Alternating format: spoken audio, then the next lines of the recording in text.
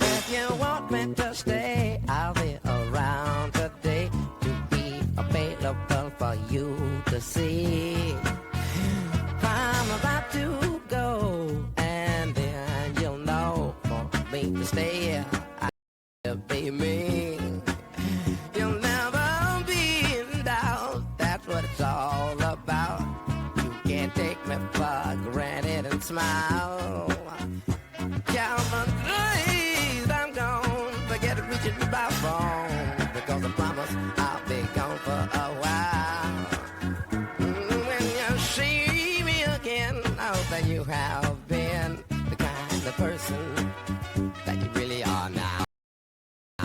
You got to get in straight. How could I ever be late when you're my woman taking up my time?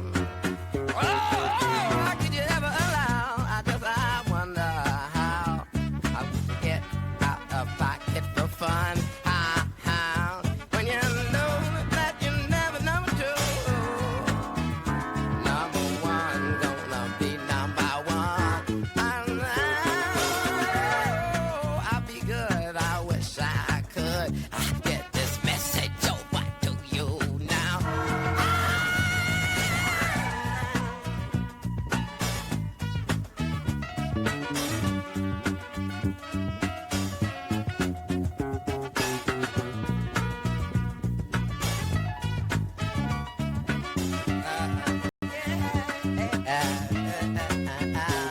When you shape me again, I hope that you have been the kind of person you really are now.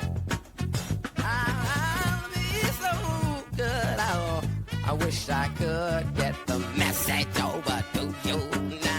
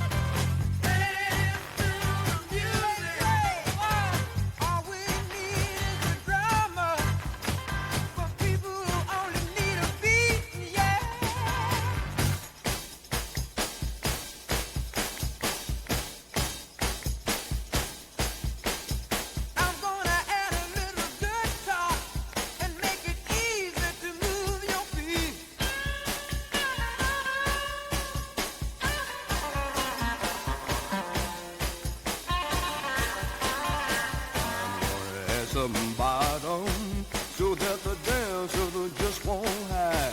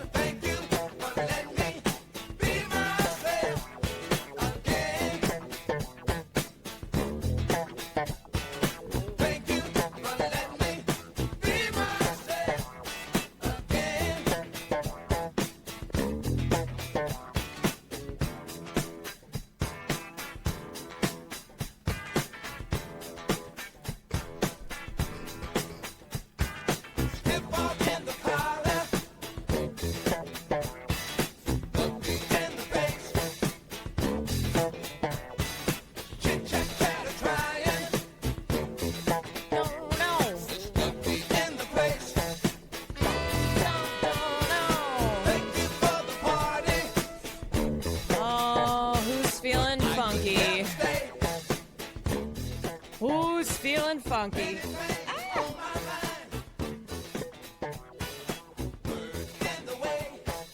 Ellie Faba, thank you for the 7 months. Happy 2 years. Be myself. Happy Tuesday. Uncle Trudeau, thank you for the 24 months.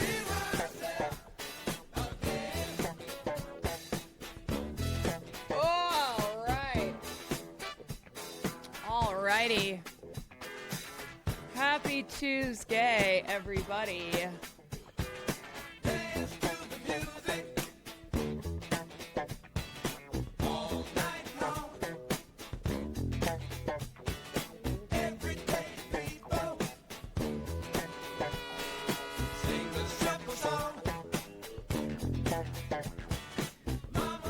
Can we watch Emmy throw the first pitch? Yeah, just let me know when she's about to do it.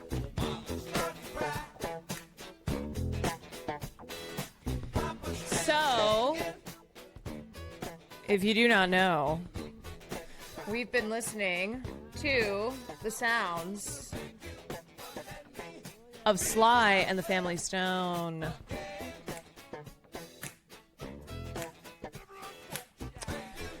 And we've been listening to this because Sly Stone passed away.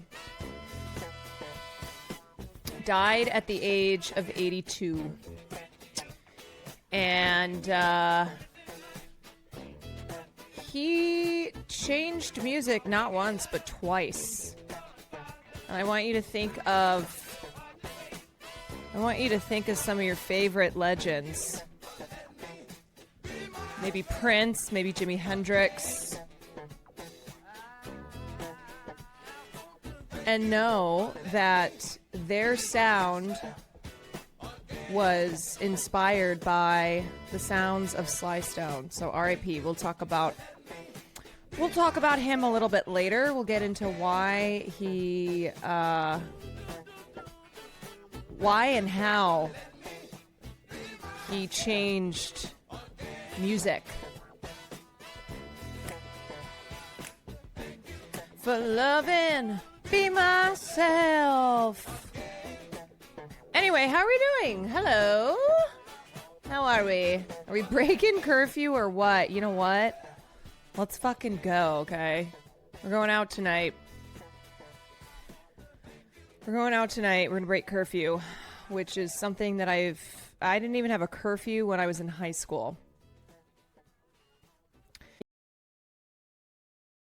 Yo, check out his album. There's a riot going on. Really kind of grimy, but great production. He was on a lot of drugs, but yes, true. And yeah, if you have not listened to There's a Riot Going On, which was honestly one of the most influential LPs ever created. Came out in 1971. It was a 180 from the previous sounds that they had mixed up in the 60s. It was a response to the kind of pessimism that came about in the 70s after after all of the civil rights movements in the 60s, the kind of feeling that change was on the horizon. Dragon Army, thank you for the 5 gifted subs. And in the 70s, this kind of cynicism, nihilism, pessimism started to creep in as the energy of the 60s protest era began to dissipate. And so There's a Riot Going On was quite dark. The sound was quite dark and much edgier than had been Sly and the Family Stone's sound in the 60s. And also, he was on a lot of drugs. Dude, it's so funny because I have had multiple people message me and be like, so, is LA on fire? Like, what's going on? And I'm like, no. No, the city is not burning. That is the media sensationalizing these protests. They've probably shown the same Waymos on fire like 100 times as evidence that LA is burning. Did you get to watch this documentary? I have not yet. Yeah, the fucking Waymos. Oh my god, I've had to mute my Instagram notifications. I have had to mute my Instagram notifications all day because there is a war happening within the comments of whatever reel my editor put up. Getting ready to throw the first pitch. Okay. Let me see. Yeah, so that's been fun. All right. Let's take a look here.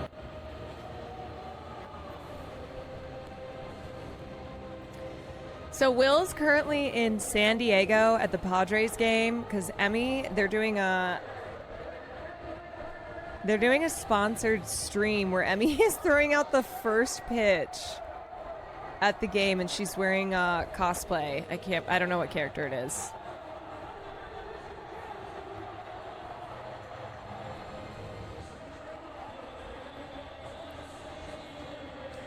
Who's the worst person who's ever thrown a first pitch? Or I guess not like worst person, but what's the worst first pitch ever thrown?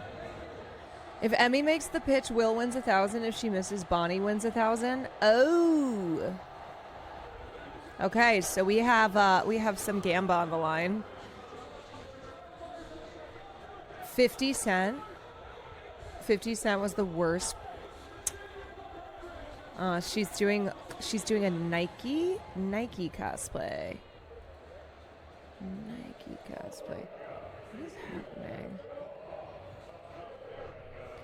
Never forget when 50 Cent threw out the worst first pitch of all time.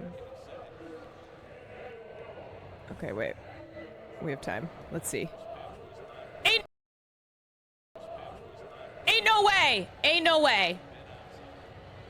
Ain't no way. No way. How have I never seen that? That is the worst pitch I've ever seen. It almost hits this guy.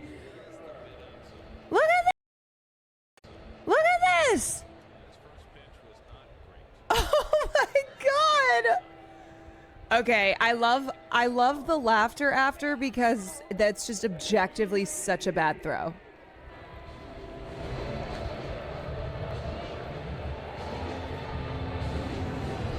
Nowhere near the target. I would have been like, yeah, I was actually trying to hit that guy.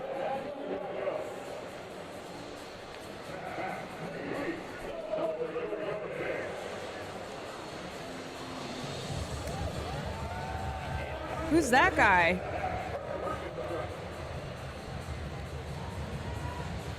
Here's another worst of all time. Okay, we'll watch it after because she's about to throw.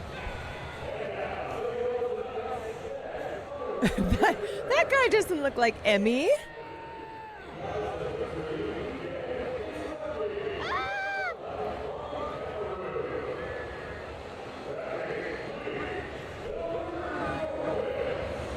Let's go, Emmy. Come on. Okay. Okay, does that count? Wait, does that count? I hear Will. I hear Will. Not too bad.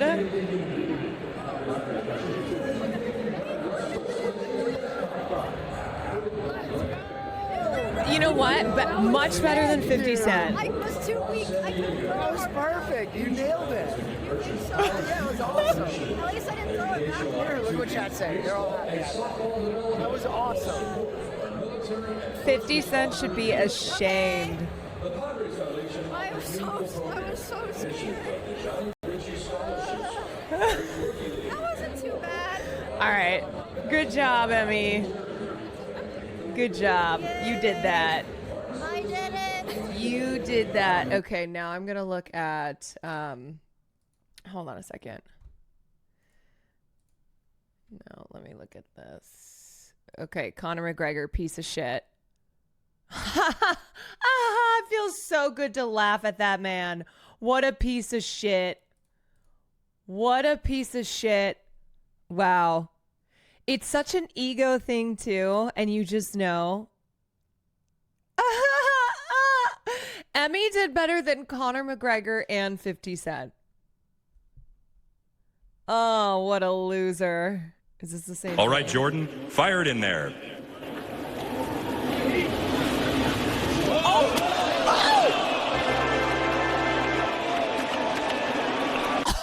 Oh, the crowd reaction is great. Oh!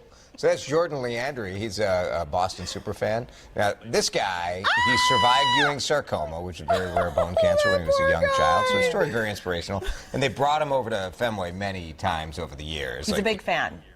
For the first pitch, but he hit, that's photographer Tony Capobianco right in... Oh, no, well, you know, he threw the ball right at the other balls.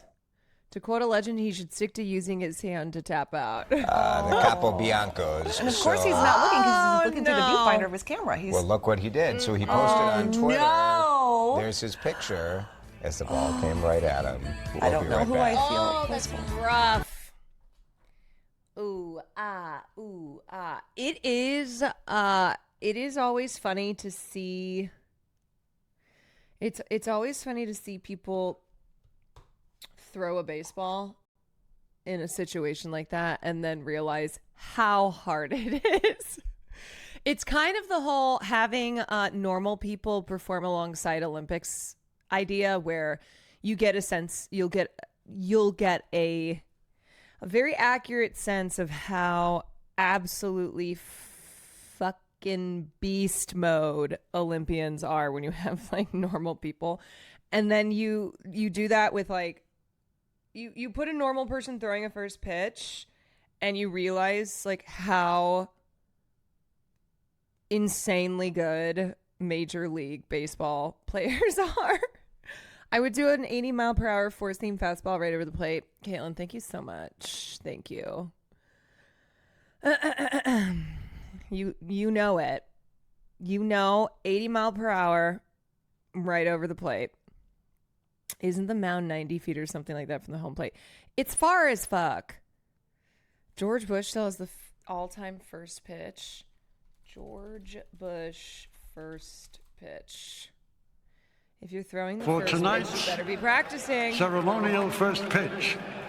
And please welcome...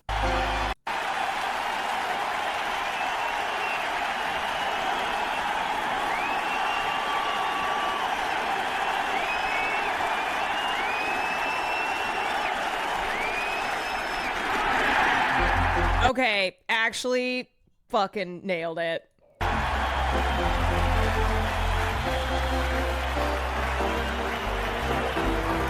Now, if only he could have been as good a president as a first pitch of the game thrower. Yeah. Now watch this pitch. Now watch this pitch. Joe Biden could never. He would die. He would die doing it. I hate to say it, but he nailed it, and it was actually a great morale booster after 9/11. Everyone's like, yay! That's my president. Check out this. That's my president. Now, sir, go over there to the Middle East and kill them all. Right here, in case anybody was questioning whether What she was the going to throw a hell's strike. this? There you go, warming up, and then, yeah, right there, right down the pipe. She did her windup and threw her best in style. Excuse me, Some say it was a sister. little low. I'm saying that's a called strike three right there. With a little help Some from the say catcher. it's a little low. It was one of the best. I'm sorry, but it is so funny to be like, actually, sister threw a little low.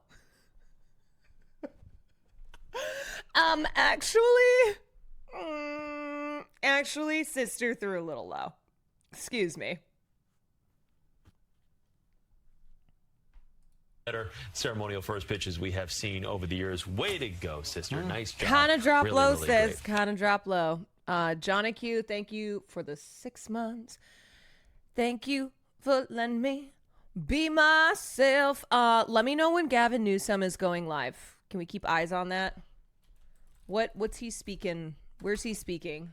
What stream? I want to listen to what Gruesome Newsom has to say. Gavin Screwsome. It's mute. Gavin is broken. Wait, what? Camtram, thank you for the 21 months. He's going live to play Night Rain.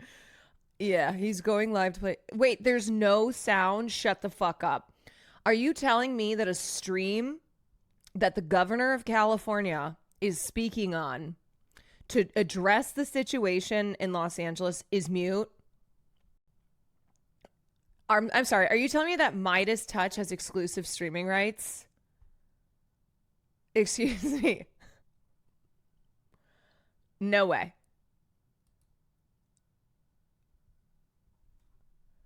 So there's just no audio. So it's like one of my first streams where there's just no audio. Okay. Yeah, so for anyone who's like, streaming is so easy, think again. Okay, let me see this. The Pope Leo makes broadcast.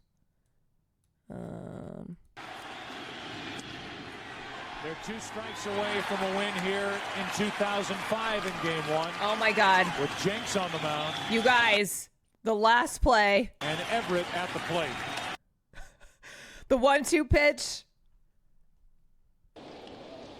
Oh, wait, his audio's back up. Okay, will someone send me the link?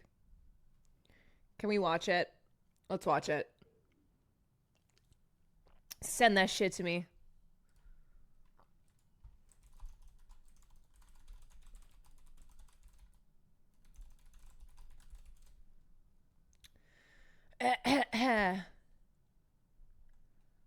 The 1-2 pitch to Palmeiro. Ground ball past Jenks up the middle of the infield. Uribe has it. He throws. Out, out. It's a White Sox winner and a world championship. The White Sox have won the World Series and they are mobbing each other on the field. How does it feel knowing the Pope's a White Sox fan? If he's still a White Sox fan, that man is dedicated. He is dedicated. Okay, do we have a link? I need help. You guys, come on. Help a sister out. Kevin. I don't know what he's speaking on. Where he's speaking? Is he on the Midas? Is it on the Midas Touch fucking YouTube channel? Thank you, G-Dank. Thank you. Flashbang grenades. Okay. Rubber bullets. All right. Federal agents detaining people and undermining their due process rights. Donald Trump, without consulting California law enforcement leaders, commandeered 2,000 of our state's National Guard members to deploy on our streets illegally and for no reason. This brazen abuse of power by a sitting president inflamed a combustible situation, putting our people, our officers, and even our National Guard at risk. That's when the downward spiral began. Oh no, our officers, like they weren't working with them. By fanning the flames even harder. And the president, he did it on purpose. As the news spread throughout LA, anxiety for family and friends ramped up. Protests started again. By night, several dozen lawbreakers became violent and destructive. They vandalized property. They tried to assault police officers. Many of you have seen the video clips of cars burning on cable news. If you incite violence, I want to be clear about this. If you incite violence or destroy our communities, you're going to be held to account. That kind of criminal behavior will not be tolerated. Full stop. Already more than 220 people have been arrested, and we're reviewing tapes to build additional Who's cutting the onions? And people will be prosecuted to the fullest extent of the law. Again, thanks to our law enforcement officers and the majority of I find this peacefully, inciting violence was winding line down to be and was concentrated in just a few square blocks downtown. I find this inciting violence line to be interesting. Escalation. He chose more because force. the question is, are you inciting violence if violence has already been incited? He federalized another 2,000 Guard members. He deployed more than 700 active U.S. Marines. These are the men and women trained for foreign combat, not domestic law enforcement. We honor their service. We honor their bravery. If the violence has already been incited, want our streets militarized by our own armed forces. Not how do you LA, then incite not in California, violence? Not anywhere. We're seeing unmarked cars in school parking lots, kids afraid of attending their own graduation. Trump is pulling protesters a military urge dragnet not to give Trump all administration across pretext for what it's well already beyond his doing. Stated intent to just go after violent and serious criminals. His agents are arresting dishwashers, gardeners, day laborers, and seamstresses. Hey, don't That's give just Trump any weakness. excuse Weakness masquerading for the thing he's already doing without Donald Trump's government excuse. isn't protecting our communities. They're traumatizing our communities. And that seems to be the entire point. California will keep fighting. We'll keep fighting on behalf of our people, all of our people, including At press in the time, courts. Bass warned Just that Trump yesterday, was we using the filed actions a of legal protesters to challenge justify Donald sending in the Trump's National reckless Guard deployment that of had been American pre-deployed to the troops to a conflict major days before it American even city. began. Today, we sought an emergency court order to focus. stop the Did he use put eye of the drops American in? military to engage in law enforcement activities across Los Angeles. No, he's just If he's some of just us an could be empath. snatched off the streets without a Caitlin, come warrant, on. based only on suspicion or Cam skin Tramp, thank you for color, the 21 months. then none of us are safe. Authoritarian regimes begin by targeting people who are least able to defend themselves, but they do not stop there. Trump and his loyalists, they thrive on division because it allows them to take more power and exert even more control. And by the way, Trump, he's not opposed to lawlessness and violence as long as it serves him. What more evidence do we need than January 6th? I ask everyone, take time, reflect on this perilous moment. A president who wants to be bound by no law or constitution, perpetuating a unified assault on American traditions. This is a president who in just over 140 days has fired government watchdogs that could hold him accountable for corruption and fraud. He's declared a war on culture, on history, on science, on knowledge itself. Databases, quite literally, are vanishing. He's delegitimizing news organizations, and he's assaulting the First Amendment. And the threat of defunding them. Okay, Newsom, what are you going to do about it? Dictating what universities I think he's going to kill Trump. Can teach. He's targeting law firms and the judicial branch that are the foundations of an orderly and civil society. He's calling for a sitting governor to be arrested for no other reason than to, in his own words, for getting elected. And we all know this Saturday, he's ordering our American vote for heroes, me. the United States military, This and is his forcing slogan. He's like, to vote put for on me, a vulgar and I'll do display it. to celebrate his birthday, just as other failed dictators have done in the past. Look, this isn't just about protests here in Los Angeles. When Donald Trump sought blanket authority to commandeer the National Guard, he made that order apply to every state in this nation. This is about all of us. This is about you.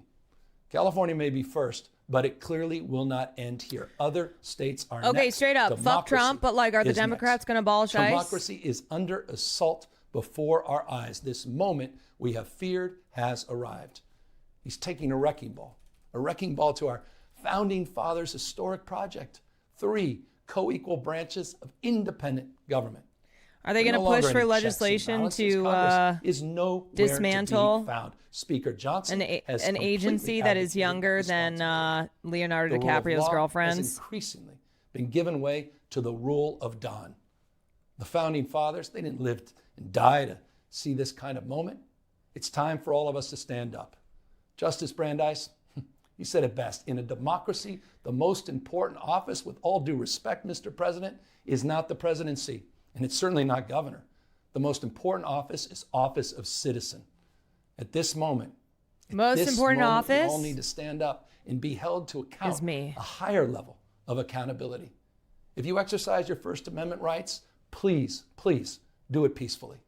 I know many of you are feeling deep anxiety, stress, and fear, but I want you to know that you are the antidote to that fear and that anxiety. The power is what with Donald the Trump people. wants most is your fealty, your silence to be complicit in this moment.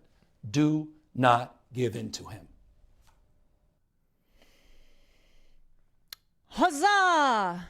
On a different note, Queen, my beautiful queen, are we getting a streaming room vibe set up? Yes, I am. I'm working on some ideas with the people who did Will's streaming room. So it's coming along slowly. So just keep your expectations for this to be happening in the next on a short timeline. Keep that down, because I just always have so many things to do, and then I'm like, my stream room. You just moved in 30 seconds ago. It's okay. Thanks. Yeah, literally 30 seconds ago. Hi, Caroline. I bought Sydney Sweeney's soap. I got lucky. Oh. Let us know how it is. Let us know if you feel extra squeaky clean. Okay, so that was Gavin Newsom addressing us about the National Guard and the Marines and the cops. Oh wait, not the cops, because for some reason, Mayor Bass and Gavin Newsom are not recognizing that the cops, the LAPD, are working with the National Guard. Where's that video? Oh God, there's so many videos. There's one clip I saw of, oh, you know what? Who I know who would have posted it. Hold on a second. People's Council. They have like everything. Okay, let's see.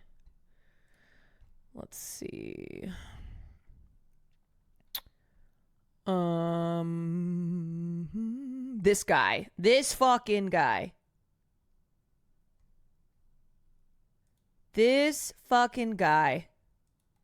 Look at him.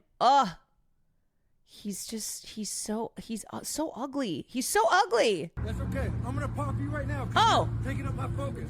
This guy thinks he's like living out his COD fantasies. That's okay. I'm gonna pop you right now because you're taking up my focus. I'm gonna pop you now because you're taking up my focus. This is not a National Guard or a Marine. This is an LAPD officer, Rick Linton. So when we talk about how the National Guard being in our city is also not making officers safe, that's interesting because there are LAPD hogs who are doing this shit. This psycho shot me in the groin twice with 40 millimeter munitions because I asked him for his name, which was ripped off his helmet after he shot others in the groin at close range too. Cops are out here doxing people, posting, searching for information so that they can make people who are attending these protests, put them on the radar. Then that can happen to them too. 3 feet away, he was asking your badge number. What am I doing? Huh?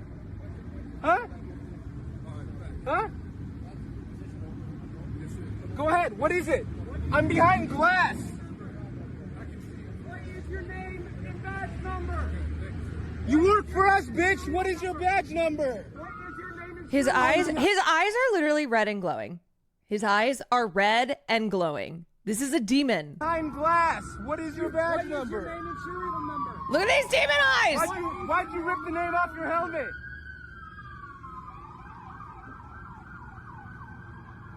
One more time. What's your badge number? All right. Hey, yeah, I'm not going anywhere. What's your badge number? That's okay. I'm gonna pop you right now because you're taking up my focus. God. This is him. These are demon eyes. See these eyes? Those are the eyes of a demon. Rick Linton. Regular pay, $145,000. Other pay, 10 grand. Health benefits, 25 grand. Total pay for 2024, $179,000. Thank you, sir. Thank you for your service. This all happened under the supervision of Commander Shannon Paulson and Deputy Chief Alan Hamilton, who you can see directing Linton during the shooting spree. Hamilton told me he can't hear me when I asked what Linton's name is. You can't hear me? No, I can't.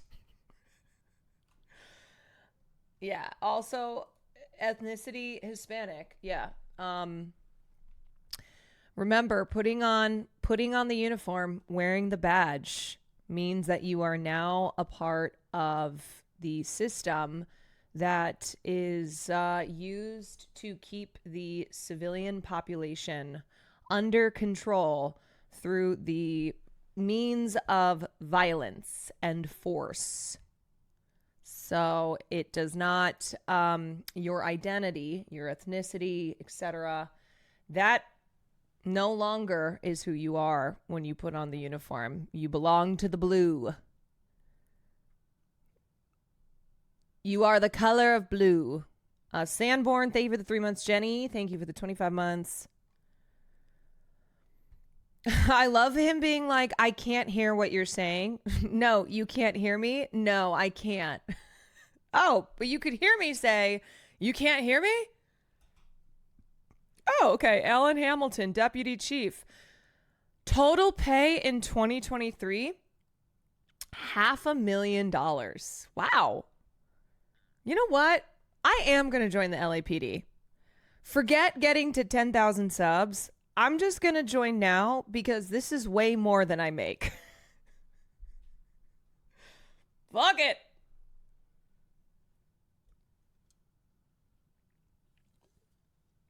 I'm not even going to try to get to 10,000 subs. Officer Quan, coming through. Paulson cost $450,000 in 2023 payroll and was honored that year by the ADL. Why are they always at the scene of the crime? For the art of law enforcement outreach. I'm sorry, the art. We're now calling law enforcement outreach part of the arts. The art of law enforcement outreach and engagement in support of public safety. Paulson is pictured here with Deputy Chief Al Labrada, found guilty last year of stalking an ex using Apple AirTags. God, what upstanding yes, the most moral officers. The city last year paid $1.5 million to a man that the LAPD shot in the groin with a 40 millimeter projectile in 2020, and both a state statute and federal injunction ban using these weapons in this way. But the LAPD will never stop doing whatever the fuck. Yeah, because guess what? These projectiles, they are dangerous. The LAPD will just shoot people point blank with these projectiles. Also, remember how yesterday I was talking about how they will still use the phrase non-lethal because it is a way to try and make people think that these are not dangerous. These are not dangerous weapons. And even though it's supposed to be less lethal, today I was listening to some news report. I think it was like ABC or whatever. And they were talking about them being non-lethal. So this is exactly what I'm talking about, where they use this language, even though it's supposed to be, they have to use the description less lethal, but they still use non-lethal. It's just a way to lie. Yeah. They have to legally call them less lethal over non-legal. Yes. But I was listening to this news report and they used the term non-lethal multiple times, and then would be like less lethal. The reporter was like, these non-lethal less lethal.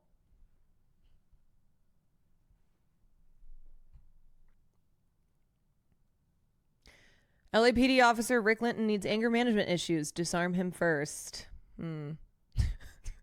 Yo, where's the evidence that he shot you? Officers just walking around didn't see one round fired. It must be so nice to be a fucking idiot. It must be so nice to just be so stupid, where you're like, ha, nope. Where's the evidence that he shot you? I don't know. I'm asking you a question. Right here. The thing that's captured on the camera. That's okay. I'm gonna pop you right And when he says, I'm gonna pop you right now. now because you're taking up my focus. Yeah. But no. Where's the evidence, bruh? Where's the evidence, bruh? That was like, oh my God. XQC's tweet today. Where people have pulled up a tweet from Black Lives Matter protests in 2020 where let me just see if I can find it. I think maybe Denham's posted it. Let me see. Yeah, here we go.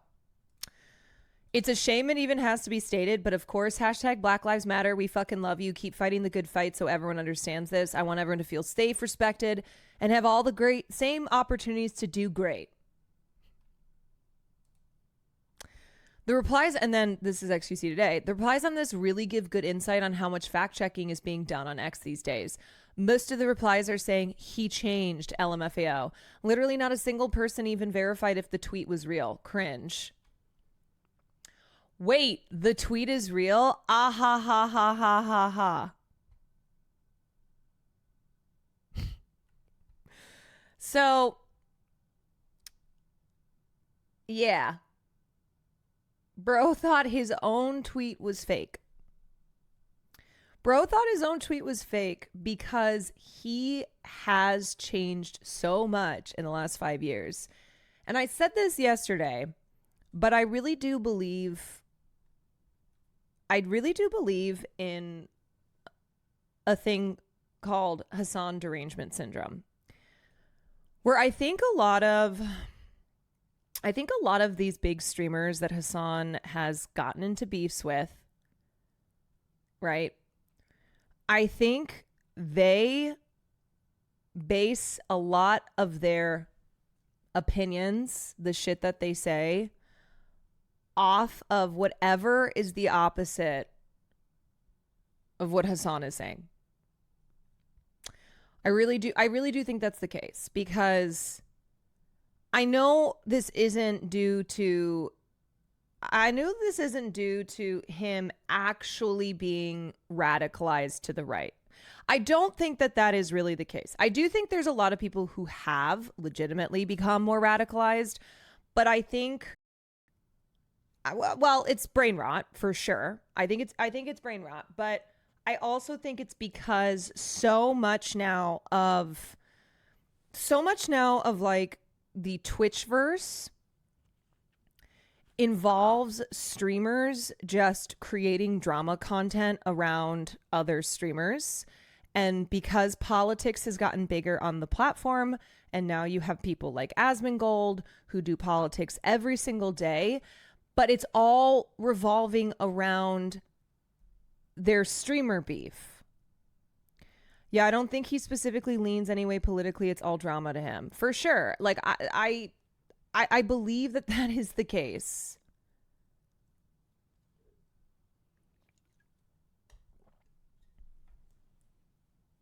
Grifting forces you to refute reality. The more you argue for the right, the more you have to engage in telling lies. So it seems obvious why he's confused about his pre-grift opinion. Yeah, this was before the grift, the just obsession with drama as the main focus of content. Because I know that drama used to exist on the platform, right? But it was drama that didn't revolve around politics. Do you know what I mean by that? Where it was like, yeah, streamers would get into beefs with one another, but it did not revolve around politics. Like, who could have imagined a world where XQC would be doing a stream with Donald Trump in 2024?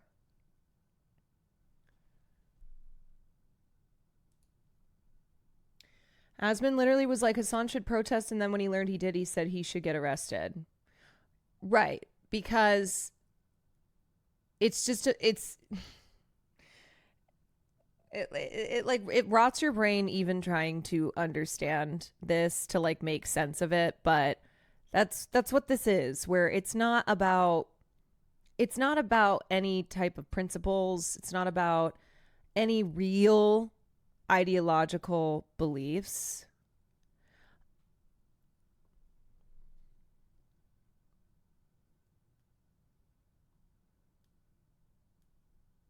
It's like they had to keep going bigger and bigger and more insane and so on until now it's on global politics and human rights level things with IRL consequences. Yeah, I mean, it's sickening.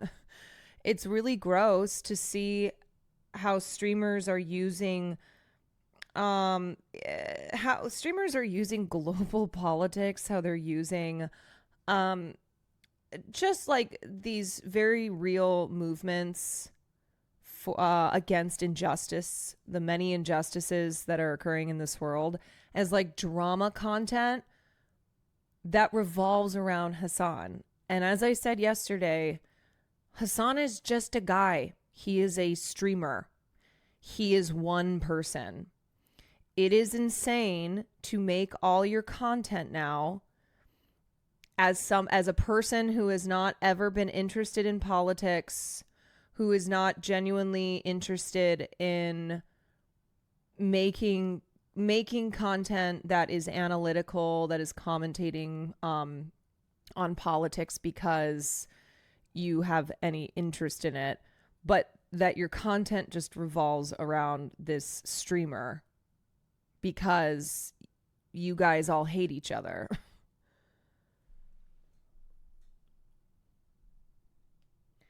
So that's why I'm like, I just don't think you should waste that much time. I don't think you should waste that much time paying attention to these people, even though, yes, they have massive audiences. But if you're like sitting in an Asmongold stream to clip what he's saying, to then send it to whoever he's talking about, so then they react to it, and then that is something that then Asmongold can react to. Like, you just have to understand what's going on here, and it's a way to try and capture attention, and it's a drama economy, and it's gotten a lot nastier and a lot grosser because what's actually, what's at the, because it's coming at the expense of these very real issues that a lot of these people don't even care about. It's just noise, very loud noise. Yeah. I mean, that's so funny that X would be like, ha, this is obviously a fake tweet. It's like, dude, no, that's because you don't think you realize, I don't think you realize how much you have changed as a content creator in the last 5 years, bruh.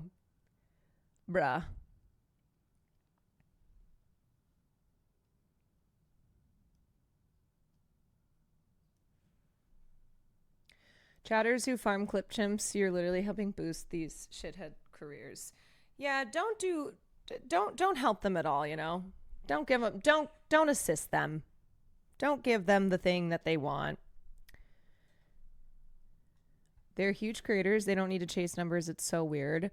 No, see, you misunderstand. Big creators, there is no line of, I have finally reached the viewership that I want, and now I'm good. It's always, how can I keep getting more viewers? There's no ceiling. There is no, look at how big of a creator you are. Look at how much money you make. Is this not enough? No, they keep going bigger and bigger.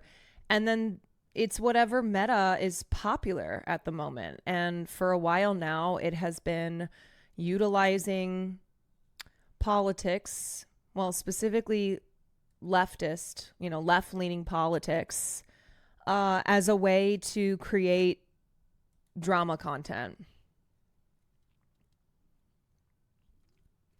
I always think about, if I were to walk into a Chili's and be like, oh my God, did you guys see what XQC said about Hassan, saying about Asmongold, saying about Hassan? Did you guys see that? And everyone turns from their, appetizers, from their chocolate mountain dessert. They're like, huh? What fucking words are coming out of your mouth right now? They would be like, what the fuck? Yeah, try explaining that to the bus driver. I'm just trying to enjoy my Southwest egg rolls before I got to go to my night shift, okay? All right. Listen, I'm tired, and I don't know who the fuck you're talking about. Okay, here is Karen Bass talking about the curfew. Issued a curfew for downtown Los Angeles to stop the vandalism, to stop the looting. Many businesses have now been affected by or vandalized. Last night, there were 23 businesses that were looted. And I think that if you drive through downtown LA, the graffiti is everywhere and has caused significant damages to businesses and a number of properties. So my message to you is, if you do not live or work in downtown LA, avoid the area. Law enforcement will arrest individuals who break the curfew, and you will be prosecuted. Hundreds of officers from police and sheriff. Let me just state for the record, okay, state the obvious. No, I don't think it's cool if like mom and pop small businesses get broken into, okay, when it hurts their livelihoods. No, I don't think that that's a good thing. But what Karen and a lot of these leaders and the media, etc., love to make the focus on is it's the same thing every time. They love to be like, the city is burning, vandals everywhere, this is out of control. And that shifts the focus of the protests to this. And it also takes the responsibility off of those in those in power who are deploying the National Guard, who are ballooning the police budgets, who are enabling this to happen, these violent responses to these mass protests. It enables them to happen in the first place. Departments. All the blame is on protesters or Trump, not the law enforcement they control. Yes, you'll notice that like every time you hear Mayor Bass or Newsom, etc., they don't talk about the LAPD's involvement in this. They love to leave that party out of the picture. From across the region and state are working alongside LAPD through a unified command structure. The curfew will be in place tonight from 8 p.m. until 6 a.m. And let me tell you what a curfew does, okay? A curfew in this situation is actually a gift to ICE and to, all law enforcement agencies who are involved in these raids. Because one of the main goals of the protests is to distract ICE, is to distract these law enforcement agencies so that they can't go into Home Depot.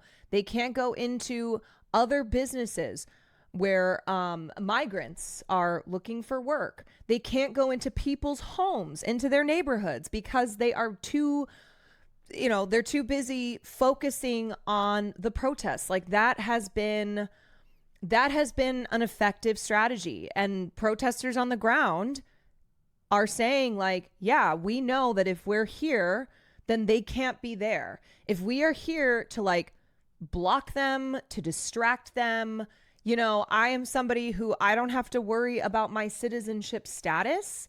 And so I will put my body on the line for someone who does. Because if you are undocumented right now, obviously you should stay away from these protests, okay? These are for those of us who have protected status to use that status to protect those who do not. And so a lot of undocumented are hiding in their homes. Their neighbors are bringing them food. They are scared to step foot outside because they don't know if they're going to be fucking blackbagged and thrown into a white van. And that's it.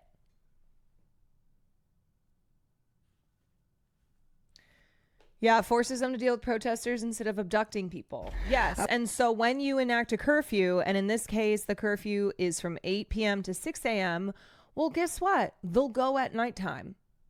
They'll go in the middle of the night. They'll go into people's places of work. They'll go into they'll go into these communities. I want to thank the governor for his partnership and especially thank our state and local leaders and deputies, officers and deputies who are working tirelessly. So curfew guidance, again, it will begin at 8 p.m. Working tirelessly tonight. for who? Working tirelessly for who? Who are these law officers working tirelessly for? And go until 6 God, a.m. she tomorrow. loves cops so much. I will consult with elected leaders and law enforcement officials tomorrow on the continuation of the curfew, but we certainly expect for it to last for several days. The curfew area will be between the 5 freeway and to the 110 and the 10 freeway to where the 110 freeway and 5 freeway merge. You look at the map and you can see that the city of Los Angeles is a massive area, 502 square miles. The area of downtown where the curfew will take place is 1 square mile. I think it is important to point this out, not to minimize the vandalism and violence that has taken place there. It has been significant, but it is extremely important to know that what is happening in this 1 square mile is not affecting the city. Some of the imagery of the protests and the violence gives the appearance as though this is a citywide crisis, and it is not. So everyone must abide by this curfew. Limited exceptions will apply for residents, people traveling to and from work, and credentialed media representatives. Yeah, so a reminder that journalists, you cannot be cited for curfew violations while out reporting. Now, it's not to say that the cops will not fuck with you still, as we have seen already over the last couple of days, but per California code,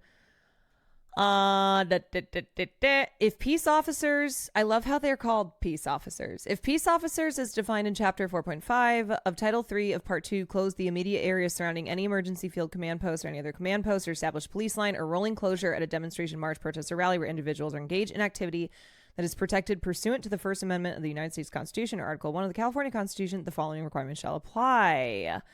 Duly authorized representative of any news service, online news service, newspaper, or radio or television station or network may enter the closed areas described in this section. A peace officer or other law enforcement officer should not intentionally assault. Shall not intentionally. They'll be like, it was unintentional. We didn't mean to. We're not targeting them. We're not doing this with intent. It's an accident. Shall not intentionally assault, interfere with, or obstruct the duly authorized representative of any news service, online news service, newspaper, or radio or television station or network who is gathering, receiving, or processing information for communication to the public. Oh, you mean doing their jobs. Journalists doing their jobs. A duly authorized representative of any news service, online news service, representative of a radio, television station, or network that's in a closed area described in this section shall not be cited for the failure to disperse, a violation of a curfew, or a violation of paragraph 1, blah, blah, blah, blah. If the duly authorized representative is detained by a peace officer or other law enforcement officer, that representative shall be permitted to contact a supervisory officer immediately for the purpose of challenging the detention, unless circumstances make it impossible to do so.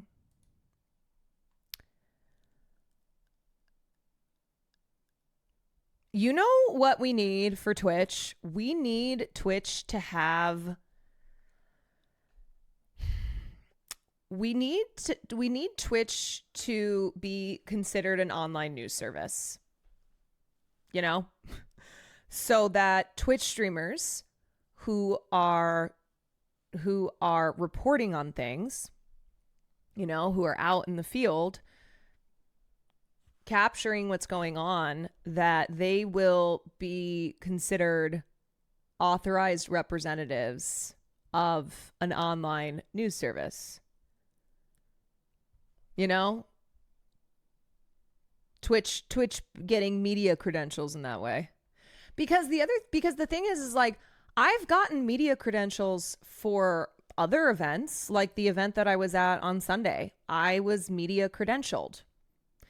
So this isn't something that's like, this isn't a wild suggestion.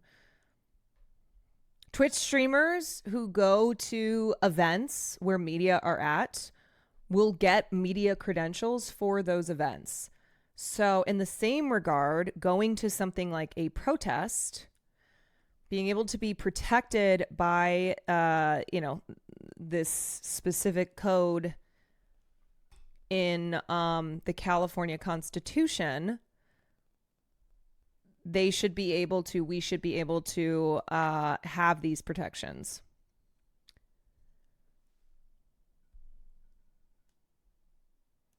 Have it be something that streamers can apply for and be credentialed for. Yeah, I mean, protected. Protected if you're Aaron Burnett. If you are Aaron Burnett of CNN, who will just straight up lie and say, protesters have been shooting these rounds, protesters are doing this, then you'll be protected. Like when the media's behind the cop line, that's when the media will be protected.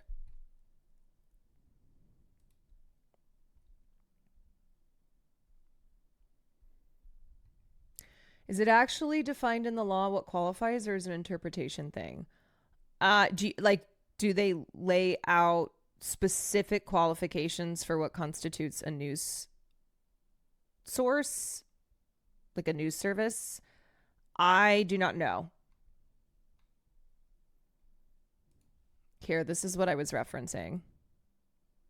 These that I'm just trying to do this and keep the microphone up before it gets really loud if they start firing again. These are what people in the crowd have been firing at the ground. Those cause some of the explosions. What? Like a phone. That is just a bold-faced lie. Thing. You can smell the explosive on it. That causes the police to immediately respond. What? This is manufacturing consent for police brutality. Straight up. Like, no questions about it. And we've seen a lot of people fall. We actually, our shot was down for a couple minutes here because we were running a little bit out of breath. Just because...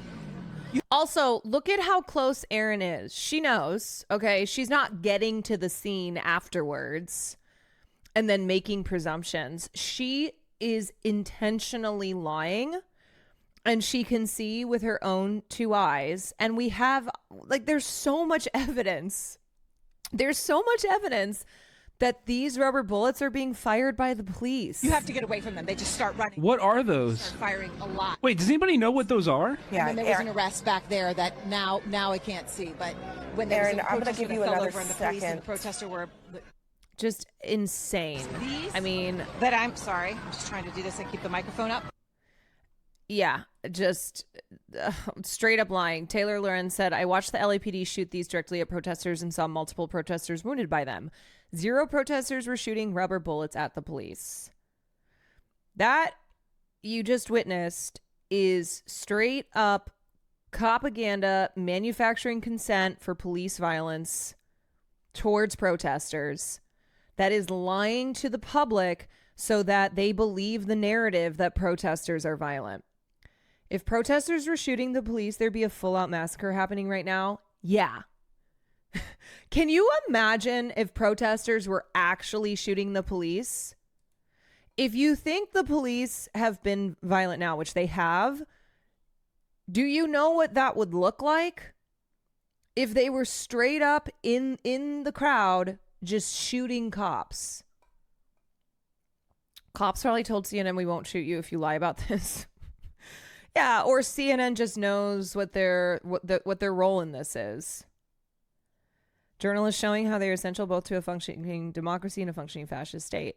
Yeah, I mean, how many examples have we seen over the last 20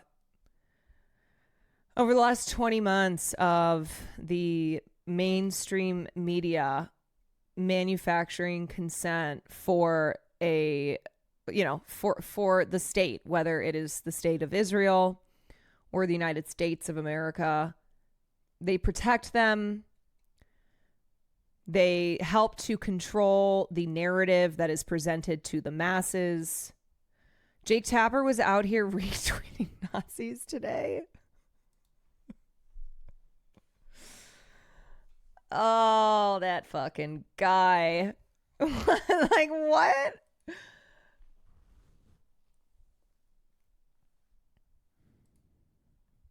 Here, let me read this piece to you guys. This is a piece in Wired. What tear gas and rubber bullets do to the human body. And reminder that tear gas, that chemical warfare, is banned by the Geneva Convention. It is banned in the uses of war, but there is an exception. It is legal if it's being used by law enforcement. So that is why you see tear gas used much more, more and more than it used to be. And also how they get away with using tear gas, even though it is banned in war zones. Like chemical warfare has been illegally outlawed with this exception. So-called less lethal weapons like those that have been used against demonstrators in LA can cause severe lasting harm like nerve or brain damage or blindness. They can also kill. As protesters in LA clashed with law enforcement this weekend over the Trump administration's immigration raids, police employed military-style tactics. Look, I know we all get it, but people need to stop for a second if they don't get it. Do you think that this is normal? And do you think that this is good? That every time there is dissent in this country, now, these days, every time there's dissent, every time there's a protest, unless it's like MAGA hogs insurrecting on the Capitol. But every time you have people exercising their, amendment rights, the police come in and use military-style tactics to gas and beat and just physically harm civilians. That is not good. That is not something that we should just be allowing as this normal thing. And remember that it wasn't always this case, okay? Things have definitely, the way that the police have become more and more militarized, how openly they deploy these military-style tactics, this has become more and more common. To maim and torture and kill protesters. Legit, thank you for the gifted. These include tear gas, flash grenades, and pepper spray projectiles on demonstrators. In one instance, Lauren Tomasi, a reporter with Australia's 9 News, was shot with a rubber bullet fired by law enforcement during a live broadcast.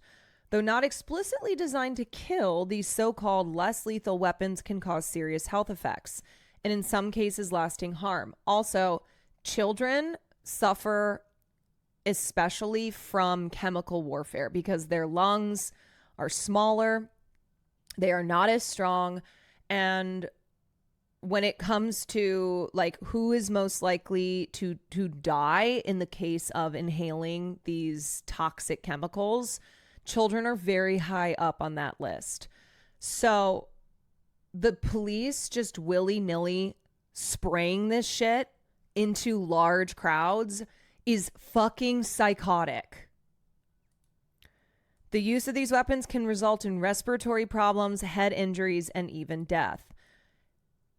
Think about now how when people go to protest, they have gas masks.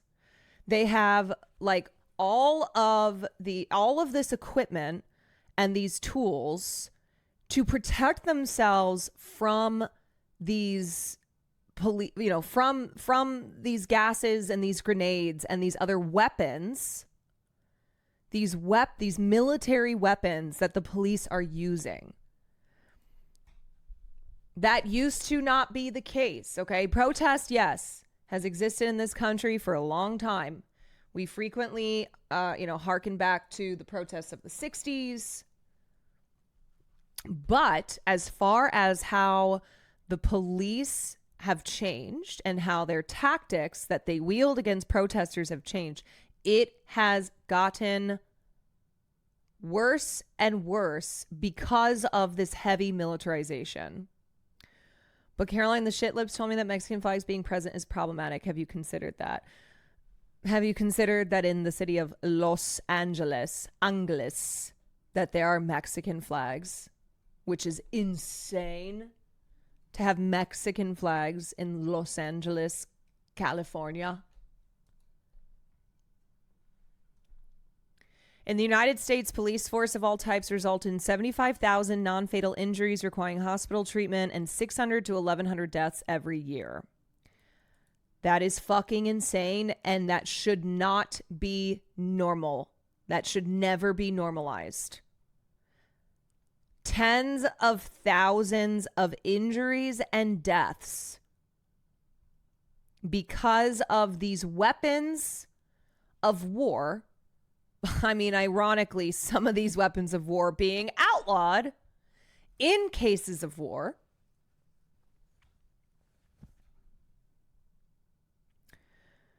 The types of health effects and injuries can vary depending on the weapon being used. Tear gas and pepper spray, types of chemical irritants, can cause tearing, pain, and burning of the eyes, skin irritation, sore throat, sneezing, coughing, and vomiting. Tear gas usually refers to 2-chlorobenzylmalonitrile. Jesus Christ. Can I get the definition, please? Can you use that in a sentence, please? Yes, the cops used 2-chlorobenzylmalonitrile on the crowd of protesters. Or chloroacetophenone, agent CN, which work by activating mouth and lungs. Pepper spray is highly concentrated pepper oil, oleoresin, capsicum, agent OC, which produces a powerful burning sensation. The short-term effects are immediate and severe, said Diane Kaleo, executive and medical director of the New Jersey Poison Center and a professor at Rutgers, New Jersey Medical School. In some cases, people can experience respiratory distress, difficulty breathing, and asthma-like symptoms. Long-term effects are less common but can include asthma, wheezing, loss of vision, and even nerve or brain damage. These problems can occur if people are exposed to a large amount of these chemicals or they are sprayed in a closed space. People who smoke or have existing respiratory asthma are at higher risk of developing health problems from exposure to these chemicals, as are children. Because these agents are heavier than air, they linger close to the ground, meaning children can be exposed to higher levels. A 2014 study by the U.S. military also found that exposure to tear gas and pepper spray make people vulnerable to respiratory infections in the week following exposure compared with the week before exposure. Army recruits exposed to CS tear gas just once during basic training had a much higher likelihood of developing respiratory illnesses such as influenza, pneumonia, or bronchitis. Just once. That is insane. Exposure one time greatly increases your likelihood of developing respiratory illnesses. That study and others led the American Thoracic Society in 2020 to call for a moratorium on the use of tear gas and other chemical agents during racial justice protests. One worry was that their use could increase the chances of getting sick with COVID-19. The science used to justify the use of tear gas is outdated, said Sven Erik Jord, an associate professor of anesthesiology, pharmacology, and cancer biology at Duke University School of Medicine. He helped to author the American Thoracic Society recommendations. Much of the research into the health effects of exposure to tear gas and other chemical agents is based on military research that was conducted in the 50s, 60s, and 70s on young, healthy men. He says those studies do not address the potential health effects on a broader civilian population. You mean we're not all young, healthy men? What? They also don't take into account more advanced launching technologies developed in recent years that allow for the deployment of much higher amounts of tear gas over longer distances. In some cases, the effects of these agents are not due to the chemicals themselves. People can be injured when in contact with the canisters used to disperse the gas. This can include blunt trauma or burn injuries. In Los Angeles, federal agents reportedly fired hard plastic pepper balls, also known as pepper spray projectiles, at protesters. Injuries can also occur from blunt-tipped rubber bullets. Their name is a bit misleading, says Rohini Har, an emergency physician and medical advisor at Physicians for Human Rights. Considering many rubber bullets are actually made of hard plastic or foam, and some even have a metal core. Yeah, this ain't no Nerf gun. Okay? This ain't no Nerf gun. But because the name is in the name rubber bullet, I think people conjure up this picture of like something that feels the equivalent of a Nerf gun, and no. People have lost eyes, they have died. Like these can fuck you up. I just saw a vid where they shot a woman walking to her apartment. Well, cops do love to shoot people in the back. That is insane. They're not less lethal if they are used lethally. Yes, this is such an important thing to understand. They are not less lethal if they are used lethally.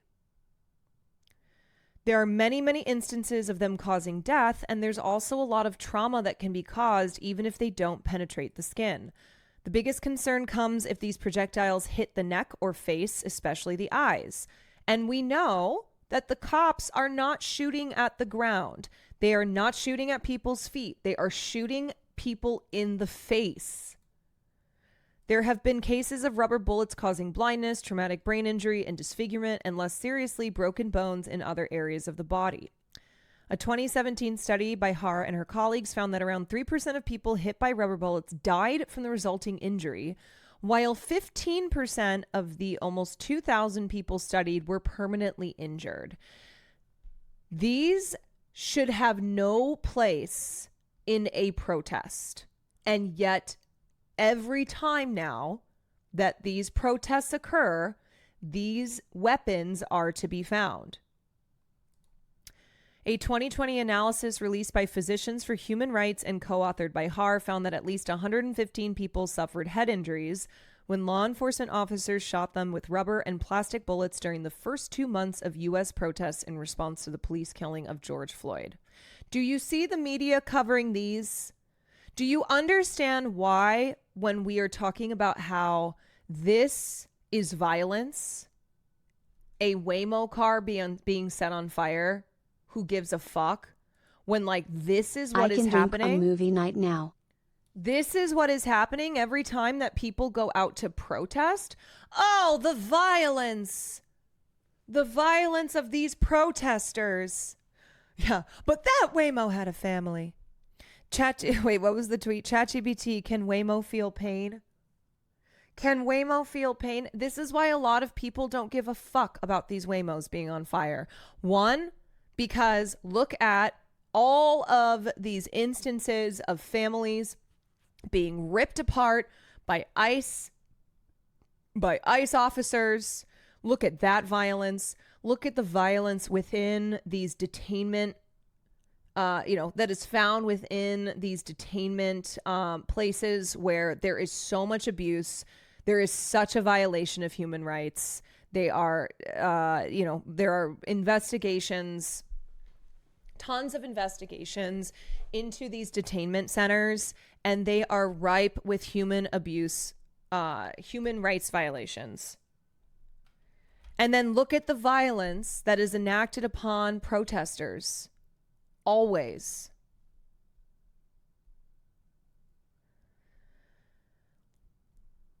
In 2020, the American Academy of Ophthalmology called on domestic law enforcement officials to end the use of rubber bullets and similar projectiles to control or disperse crowds of protesters. If you are exposed to tear gas or pepper spray, experts recommend getting away as quickly as possible, finding higher ground, and covering your mouth and nose. When it's possible, remove contaminated clothing, wash with copious amounts of soap and water. If experiencing severe symptoms, seek medical attention immediately. If you plan to attend a protest, consider wearing closed-toe shoes and long sleeves. Eye protection and N95 face mask can also help lessen exposure.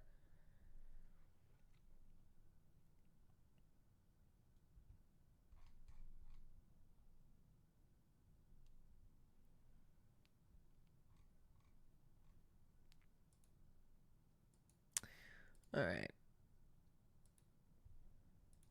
Makes no difference who you are.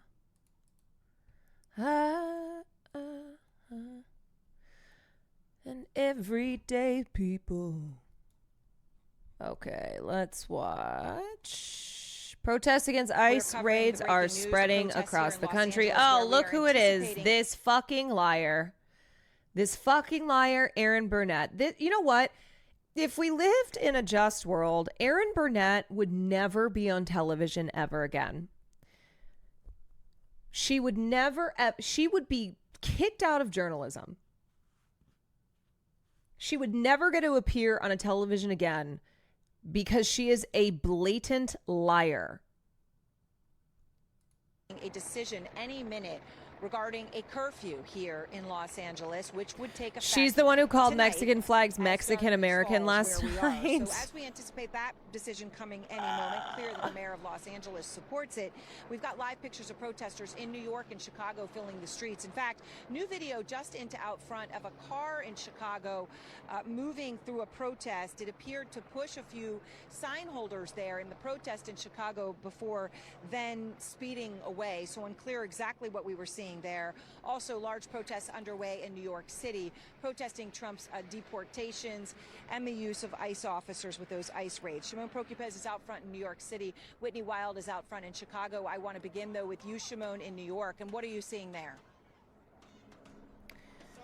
Erin, one of the largest protests. Bro, even fucking Lacey, FaZe Lacey, was saying on stream how he doesn't support mass deportations.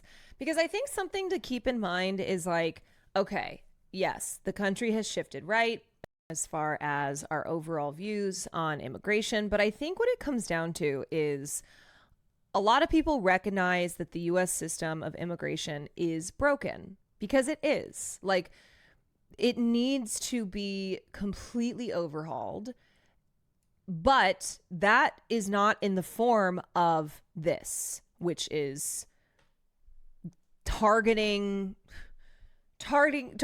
children at elementary schools, taking 18-month-old babies from their mothers, sending people off to El Salvador to rot in one of the most notoriously brutal prisons there. Like, that is not the solution.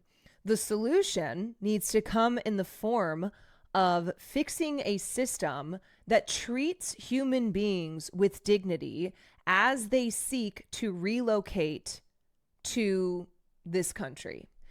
It should make the seeking of asylum, which is a legal right that they have, make that, way, way, way less difficult, less expensive, because our system now makes it so hard for people to come to this country and attain citizen status. So the fact that like a lot of people are responding negatively to ICE, I think it should show you that it's the conversation around immigration is much more nuanced than I think we recognize. Where, yeah, a lot of people in this country have been swept up by the fear-mongering and the scapegoating of immigrants. But you'll also hear from like MAGA people. They'll say stuff like, well, I want to deport the criminals. If you're coming here and if you're doing murder, then no, you shouldn't get to be here. But I'm not okay with like ripping families apart. I'm not okay with like this type of deportation process. Immigration is very complex and misunderstood. Yes.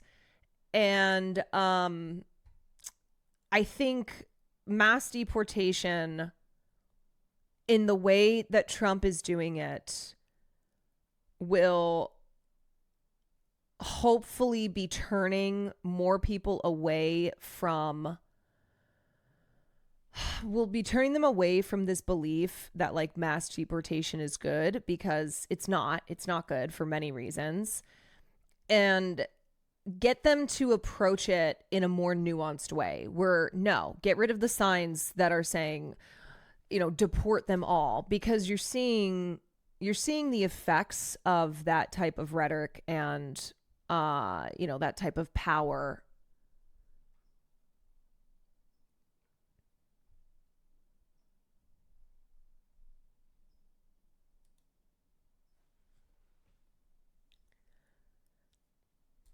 This city has seen in quite some time. This protest has stretched for blocks from each side of the avenues, from 6th Avenue. We're now on Hudson Street, and we've been going for about nearly 2 hours. And you can see people are holding signs saying ICE out of New York City. Do you know how much it costs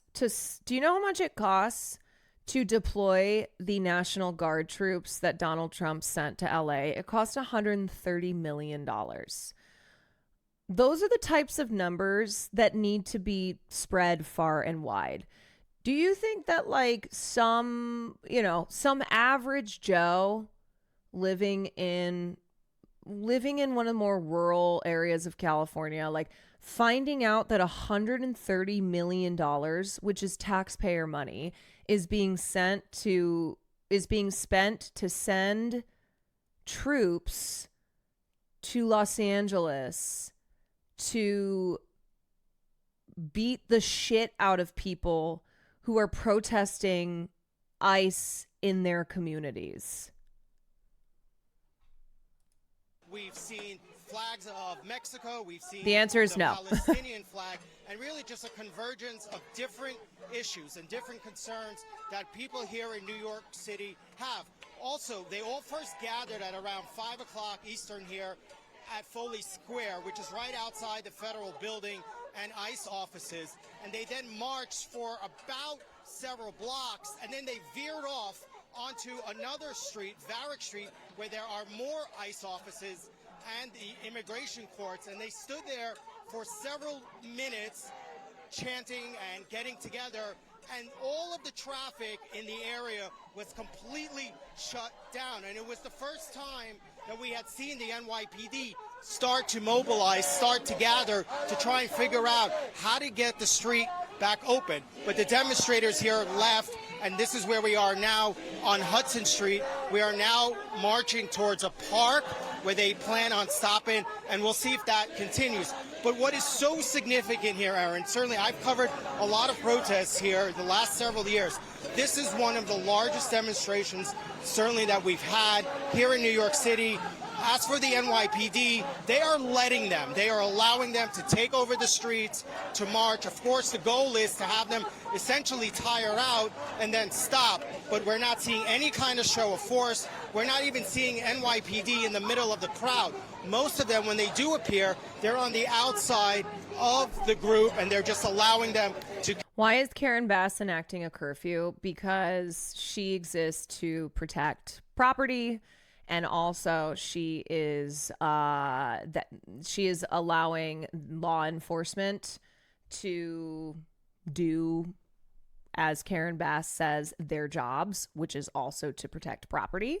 And the effect of this will be that the communities of which Karen Bass has said she is here to protect, that they will suffer, because one big goal of the protests, and we've seen that accomplished already, is to make it more difficult for these agencies to take people. Because when they are distracted and when the focus is on these protests and they are being disruptive, then they can't as easily go in and kidnap people. Continue now to march, and they've been going Failed for debutante, well thank you for over 24 months. 2 hours Artifacts, now, thank you Aaron. for 21. All right, Shimon, thank you very much. Going to be covering this from New York tonight. And let's go to Chicago, where Whitney Wild has been covering the protest there. Whitney, we saw that video of the car just moments ago, but what are you seeing where you are right now? Well, we're here at the Federal Plaza. This is right outside the federal courthouse here in downtown Chicago. This is a really common place where people... Am I still a lib? Yeah, I'm a lib. Lady in black. protest. It's quiet at the moment, Aaron, but this is where that very large protest had stepped off. That was around 5:30. They made their way down the most iconic location in Chicago, 69, Magnificent Mile, right 5. down Michigan Avenue. And Aaron, if you can see from those aerial video, that really gives you a sense of the scale here, because this protest was massive. It took up, the entire side of Michigan Avenue. Wow, it also Jesus started Christ. to sort of edge into oncoming traffic the other way. What we're told by people who are at the very center of organizing this is that crowd is about to come back to Federal Plaza, where they will continue this protest. But as you had mentioned, this has been a peaceful protest. The major incident here was that car that appeared to clip a few protesters. That was at Wabash and Monroe. So we're going to continue to try to figure out what happened there, if that driver was. I think something to bear in mind is, so there's this, always the conversation revolves around peaceful protests versus non-peaceful protests. And I think something to keep in mind is, when a peaceful protest becomes effective, like when it actually starts to work, it will then be labeled as not peaceful. Now,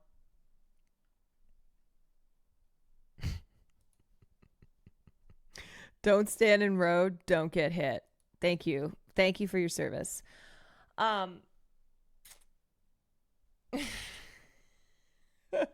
You know what? Wow, it's that simple. Don't stand in road, don't get hit. Where are the protests? Where are the protests for the cars? Where are the driver rights? Your right as a driver to just run people over when they're in your way. Where's that protest? Yeah. We could use that logic for a lot of things. Don't be an immigrant. Don't get kidnapped. There you go.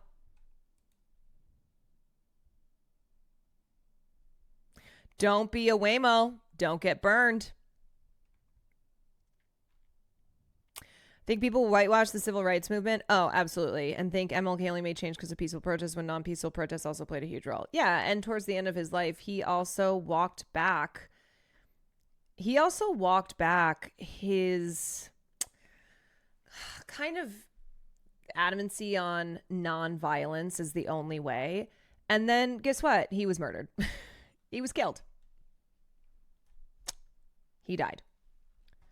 But anyway, so there is a lot of emphasis that gets put on the aspect of these protests being peaceful, which I understand, right? And I do think that it is always important to be like, look at who is actually doing the violence here. Look at who is instigating the violence.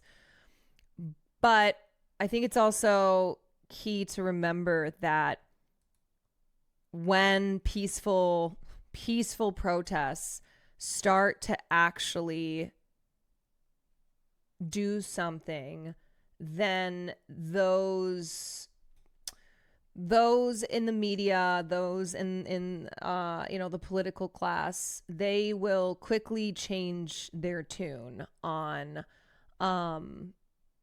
referring to these as peaceful. Arrested, what the intention for that driver was, Aaron. A lot of open questions here, but for the most part, despite the scale here, and it is a noisy protest, there have been no major incidents aside from that car that appeared to have driven, into or near that protest, Aaron. Whitney Wild, thank you very much in Chicago. And we'll be back here with the breaking news here in L.A., watching the protests here and the possibility of the breaking news of a curfew any moment. We'll be right back. We're looking at these live images here out of Los Angeles, pictures of the fifth day of protests, various street intersections here throughout downtown L.A. over the God, I don't even want to listen to this lion bee. You're seeing groups of protesters and police. We've seen tactical units. We are awaiting news on whether there's a curfew. But President Trump just moments ago making it clear how long that he intends to keep the military in Los Angeles. If there's peace, we get out. If there's even a chance of no peace, we stay there until there's peace. This comes as Trump made it clear to Is this all you do? You just talk about protests in other cities? Why aren't you sacrificing your body to the road rager in downtown Chicago week? You know what? Yeah, so true. Chicago is where I'm from. Why was I not there getting mowed down by that car? What am I even doing? I'm fake. I'm performative as fuck. I should be in my hometown of Chicago getting run over like 10 times, just back and forth. Just back and forth. Today, his intention to use the military for political purposes. Tom Foreman is out front. Thousands of National Guard troops and hundreds of Marines have been called to Los Angeles by President Trump, who insists only military muscle can contain the trouble. If we didn't send out the National Guard, this is the and war. Last time we gave them a little additional help, Los Angeles would be burning right now. But local officials say... Hold on. So, Los Angeles would be burning if you didn't send the troops. But because you sent the troops, there then became things that were set on fire. Now, to be clear, Los Angeles is not burning. Either way, Los Angeles is not burning. But I love this logic of this thing would have happened if we hadn't done this, rather than this thing happened because we did this. Interesting cause and effect switcheroo. Police were already dealing with sporadic violence around the largely peaceful protest, which they say were spurred by the White House's desperate... Also, I'm not kidding you. I said this earlier, because they keep Anyone focusing know when on... the checks from George Soros are gonna arrive? Because they keep focusing on like the Waymos being set on fire and graffiti on buildings. I have had so many people text me to be like, hey, is everything okay? Is Los Angeles burning? Are you safe? Just checking in. And I want to respond and be like, no, I'm dead. But this is... But this is what always happens is like, this is the shit that the media just obsesses over. They cannot get enough of. And they make it sound that the city has fallen into chaos. And can't talk, covered in graffiti. Call you back when I've removed it. My parents had CNN on last night. I had to tell them that the coverage was fake as fuck. Yeah, it's like, I think people whose parents are conservative, you know, and watch Fox News, I think they are always aware of like, oh my God, my parents are just nonstop consuming bullshit.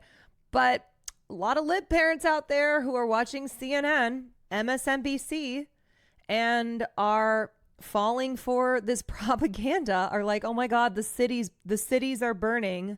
It's out of control. There's chaos everywhere. There's fucking people on TikTok and Twitter running the line of, well, America's like your home. How would you feel if someone came into your home and vandalized it and stole stuff? Wait, what? America is like your home. How would you feel if someone came into your home and vandalized it and stole stuff? You mean how America was founded? Wait, what are we talking about? You mean like ICE abducting people? What is that argument? What? Can you imagine people coming into America and stealing stuff? Yeah, don't look up the founding of this country. Don't look up who we stole from. Clumsy quest to increase deportations. People have asked me, what are the Marines going to do when they get here? That's a good question. I have no idea. It underscores Trump's long-standing interest in using the U.S. military even against Americans. For example, when Black Lives Matter protesters rose up in 2020, Trump reportedly considered deploying troops and asked his then defense secretary, can't you just shoot them? Just shoot them in the legs or something? Trump denies such tales, but just last fall when asked Trump denies such tales, but we know them to be true. About potential election unrest, he said, We have some very bad people. We have some sick people, radical left lunatics. And I think they're and it should be very easily handled by, if necessary, by National Guard, or if really necessary, by the military. He has stretched norms by sending thousands of troops to America's southern border, by planning a massive parade of military force, and by ignoring former chairman of the Joint Chiefs, Mark Milley, who said standing beside Trump yeah, for a photo. You know what we need? We need motherfucking tanks. Just bring out the tanks, roll them through. Hell yeah, that's going to make people feel safe. You know, it's like this psychological effect of when you have a highly militarized police presence, it doesn't make people feel more safe. It makes people feel unsafe. And I think a lot of people are responding to that. I've seen a lot of normies, a lot of streamers who don't do politics, who are responding to that, also who are themselves from, families that immigrated here. Like, this is an issue that's personal for a lot of people. But just to say that, like, you walk out your door and you see a fucking tank rolling down the street. You see a line of troops dressed head to toe like they just stepped out of COD. You do not feel safe. You're not like, yeah, this is awesome. Love to see this on my way to the grocery store.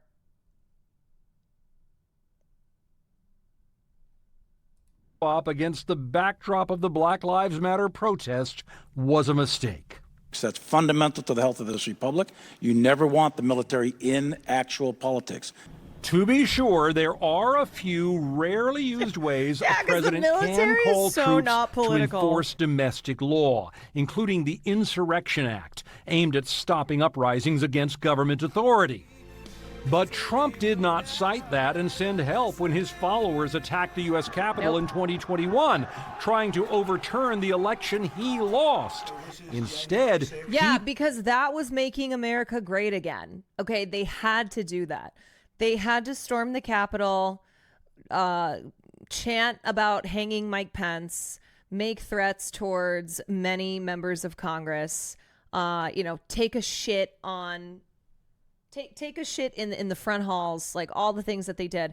They had to do that because they had to save this country. And so there's no problem there.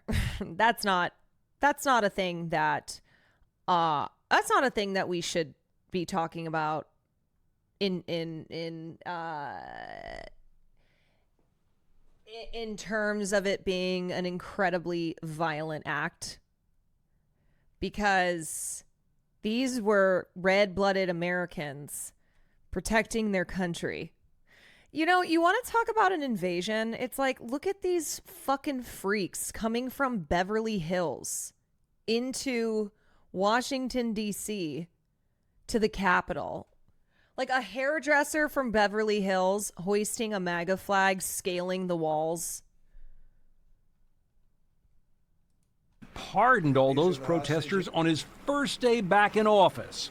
Still, in Los Angeles, where the protesters oppose him, Trump is keeping that card on the table. TBH, that shit is like low-key impressive. I'd never have the cojones to just whip down my pants bare ass shit out in the open. Like, I'd be so shit shy. It's because you're not a real American. And I would certainly invoke it. We'll see. The last time the Insurrection Act was invoked was in the 1992 LA riots. I was there, and I will assure you they were much bigger, much broader spread, and much more violent than probably all of the unrest we see right now. Bottom line is, when it was imposed then, it was with the agreement of the president, the governor, and the mayor, all acting together. Yeah, so the 1992 Los Angeles riots, which is, of course, one of the instigating events was the murder of Rodney King. Sorry, not the murder of Rodney King. The arrest and violent beating of Rodney King. he was, so the year prior, Rodney King was arrested.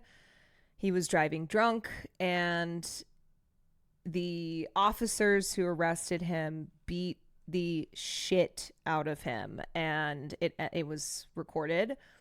The incident ended up making its way around global media, and it caused an uproar, of course. So that was not the only reason, but that was a cause for the 1992 Los Angeles riots. Together, Aaron. Yeah, something we are not. Yes, and the cops who did it were acquitted. At all right now. Tom Foreman, thanks so very much to you. We'll be here through the night reporting. We'll see that curfew is announced in just a few moments. And in the meantime, thanks for watching. Okay, let's look at chaos and cruelty. I think Only are U.S. police killing. I think I want to watch this video. Okay, before I get to that. This is a CNN woman who lied about the yeah, we covered that. Yeah, she's a Weasley little liar, dude. Okay, before we get to the second thought video, is the U.S. a police state? Disturbing visit. Let's look Several at this. federal agents from the Department of Homeland Security showed up at 2 elementary schools this week demanding to talk to students. What happened next has Superintendent Alberto Carvalho praising school workers and demanding answers. Eyewitness News reporter Sophie Flay explains. What interest should a Homeland Security agent have in a first grader? On Monday, multiple Yeah, fucking creeps.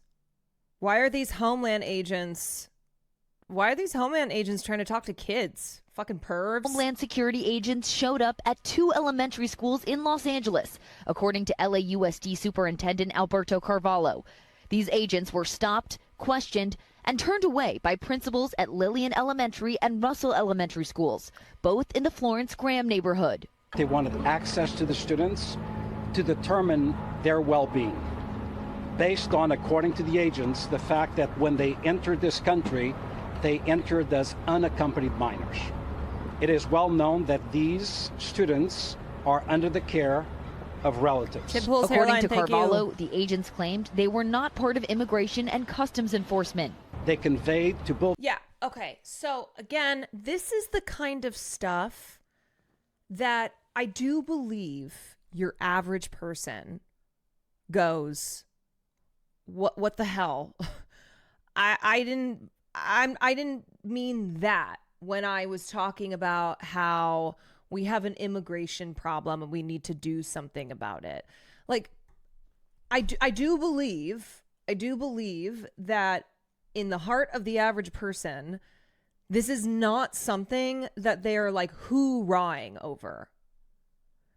That they don't want these ICE officers, these Homeland agents, to go into an elementary school to terrorize a child. And so that's why I think like I think the conversation around immigration, which has just become so black and white, it's like, oh yeah, we're just, got to deport them all, they're all criminals, etc. I think it's important to just try and appeal to, yeah, and maybe this is a day that I'm being like naively positive. Some days I'm very cynical. Some days I'm like, look, I believe that people can, that people can treat something like immigration with more nuance than has been a part of the political conversation, where, okay, someone's screaming about law and order. Is this what you consider to be law and order? Like, are you are you, as an American, happy to see that this is most of what these officials are doing as they set about to fulfill Donald Trump's promises to mass deport all these criminals? Is this, which is really most of what they're doing here, is like terrorizing children and families and just everyday folks who either are trying to seek asylum, who are, facing the many obstacles that exist in this country in obtaining protected status.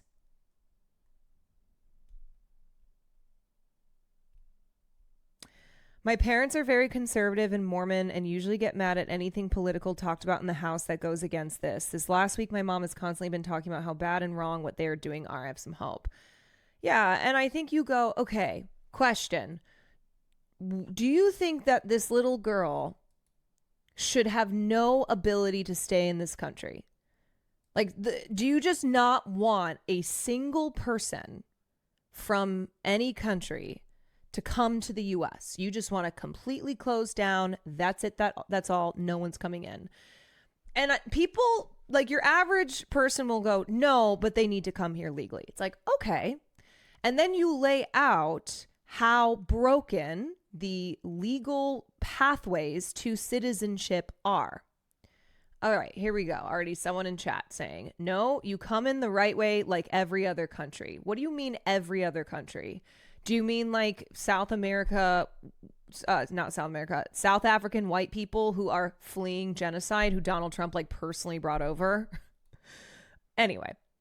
Okay, so you come in the right way like every other country, whatever the fuck that means. Like every other safe, clean country. Whatever the fuck that means. Now,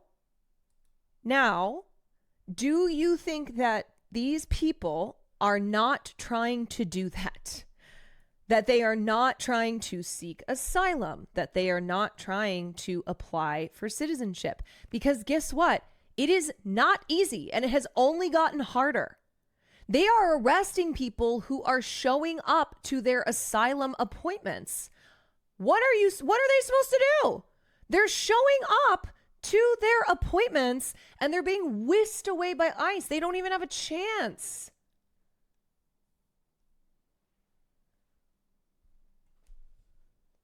Donald Trump also wants to get rid of like birthright protections. So people who came over here were undocumented and then obtained documentation, having children here who are born U.S. citizens. He wants to get rid of that. Do you like that? They are making it harder for people. They have made it so hard for people to pursue legal pathways. In 1986, Reagan granted amnesty to anyone who entered the country before 1982. Anyone thinks they're so much harder now. Like, Reagan was better on this. And I think a lot of people have to be reminded that, like, you have the legal right to seek asylum. But people like Trump, have made it increasingly more difficult. They have taken that right away. Principles that the parents or the legal guardians in charge of these children had provided them authorization for access to these kids in school. That is absolutely, blatantly untrue. These agents asked specific questions about students ranging from 1st to 6th grade. The superintendent says they arrived in unmarked. Like, seriously, talk to somebody who is or previously was undocumented. Ask them what it was like, what it's been like trying to make their way through the immigration system. How many years it takes, the massive waiting periods for those who do qualify. There are such few avenues to legally immigrate, and those have gotten harder and harder. It is so challenging to find a path. So when you say, When you say, well, just come over here like everyone else does, what are you talking about? You are basing this on an assumption that it is easy to legally immigrate to the United States, and it is not.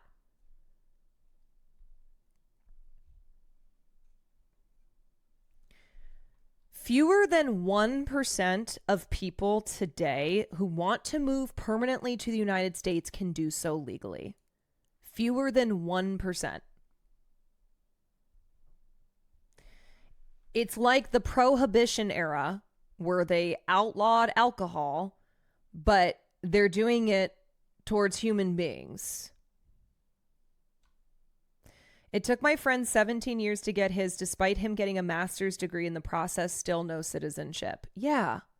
And DACA was a significant piece of legislation that was passed in the Obama era, and that only happened because he faced pressure from undocumented young people who were like, please help us. We want to vote for you. Please help us.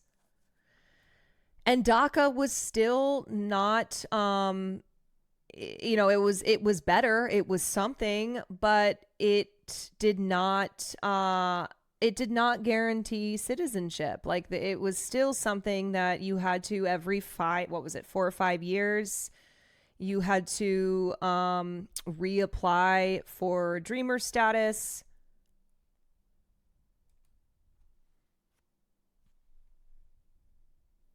So I think just like, I don't know, man, if you have this mentality that, okay, yeah, I'm fine with people coming here, but they gotta come here legally. Talk to people who've tried, who've been doing this for years. There is not a single person, unless you are, again, a white person from South Africa or like Ukrainian, if you are white and from from affluence, then it's a lot easier. But for most people who are seeking to immigrate to the United States, it is impossibly difficult. And when I say it's easier for people who are like the demographic that racists want in this country, it's still not like easy. Still took my white parents 10 years, mind you. Right. It's a cop-out. It's an easy way to actually be against immigration while saying you support it, knowing full well it's hard as fuck. But that's what I mean. Like, you got to ask people these questions, okay? And today I feel that there's a hope in getting people to be more humane, right? To approach this with more nuance and more understanding, where you say, yes, our immigration system is broken. Yes, we need to make some serious reforms, but this is not the way. Fixing our immigration system is not making it harder for people to come here legally.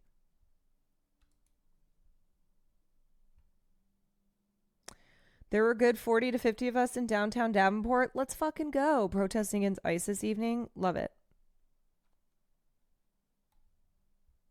Vehicles and wore casual clothing. When the principals attempted to write down details about their IDs, they quickly hid their IDs. All parents from these schools were notified about these incidents. Ahead of the November election, LAUSD staff were trained in protocols to protect students from federal agents showing up at schools. We wonder if this may happen at more schools, if they simply will ram through. So we are having to really lean on the principals, the workers, the teachers, the clerical workers.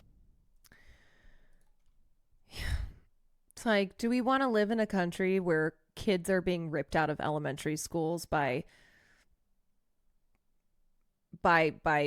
adult bullies? No. America destabilized a lot of the countries. Yes, this is true. Calling them criminals for trying to survive here ignores both history and basic humanity. Yeah, to me, that's like the next step, That's the next step in getting people to understand like why we actually have a responsibility. We have a responsibility to these human beings because they're humans, but also because we fucked their countries up. But I think if you just start off and you go, look, we all agree that immigration system is fucked up, but I think we also agree that we want people to be able to obtain legal status. And so we agree then that we should make it easier, that we should not make it harder, that we should treat people with compassion as they are, as they are attempting to do so. That we're not going to like rip them away in the middle of the night, throw them into a detention center where they don't get food, they don't get water, they have no idea where their children are, they're being tortured. This is abuse. And all because they were trying to have a better life here.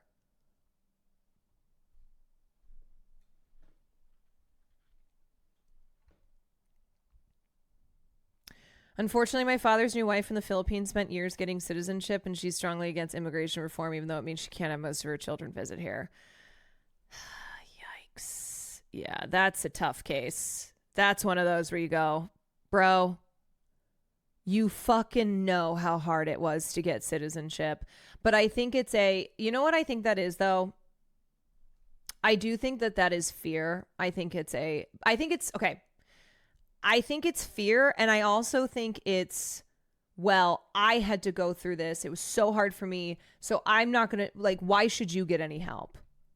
Why should you, and probably also has been swept up in, like, this bullshit, these bullshit lies that immigrants are getting all this money from the government, yada, yada. She's like, where was mine? I had to do this, and it was so hard.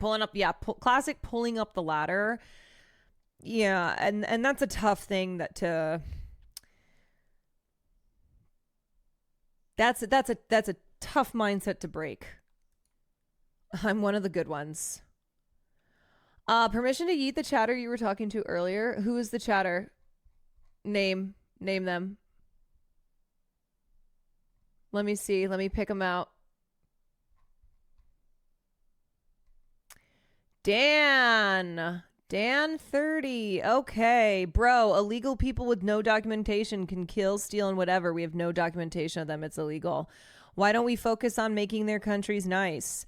Do you know what racism even means? You know what, Dan? As an Asian woman who grew up in a predominantly white neighborhood, I don't know what racism means. You're so correct on that. I was totally accepted and experienced no racism whatsoever. None at all. It was the kids and adults around me treated me totally normally, even though I was the only Asian person they knew because everyone else was fucking white. But yeah, it was, my experience in this country has been one that's devoid of racism. So, Dan, you're not listening to me. They were calling me racist. That's why. Well, look.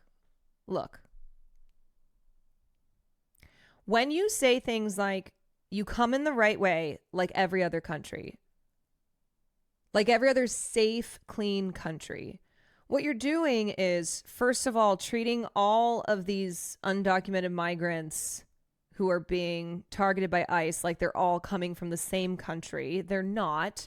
I think what you're probably doing is referring to Mexico, maybe? I think you're generalizing and saying they're all coming from Mexico. And so you're saying that Mexico is not a safe, clean country, which, I don't know, man. A lot of white people in my school love to do spring break there. White people love to do senior spring break in Mexico, even though it's not a safe, clean country. Yeah, so this language you're using, even though you don't seem to recognize it, this is racist language. What are the good countries? What are the safe, clean countries that you're referring to? Do you not understand the long history of bias within our immigration system? Once upon a time, the Chinese Exclusion Act. Chinese people were banned from coming into this country after they built the fucking railroads. after they built the fucking railroads, by and large, people from China were banned from coming into the U.S. Okay? There have been many, many acts of legislation targeting ethnic groups throughout the last 200 years to prevent them from coming to this country. Because of racism, because of bias that exists within our immigration system.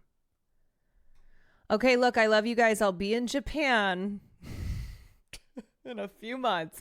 All I'm saying is the UK are having the same problem. Can't have these dirty people of color coming into these sacred white countries. Have a good stream. My first time here. Have a good night. Well, you know what? You enjoy Japan. Enjoy Japan. Have a great time. Isn't it funny how you, not being from Japan, can go over there, right? Imagine if you wanted to move to Japan. Wouldn't you want to do that? If Japan is so great, if it's better than where you're from? All right, anyway. Anywho. Okay, what were we doing? We were looking at... we were going to watch this. Is the U.S. a police state? Yeah, he wouldn't be able to because they have strict immigration. No, he'd probably be like, yeah, see, this is what we should do. This is what we should do in America. All right, we should all be homogenized. America, a country that was built on the backs of immigrants, whether they came here or they were taken. They were enslaved.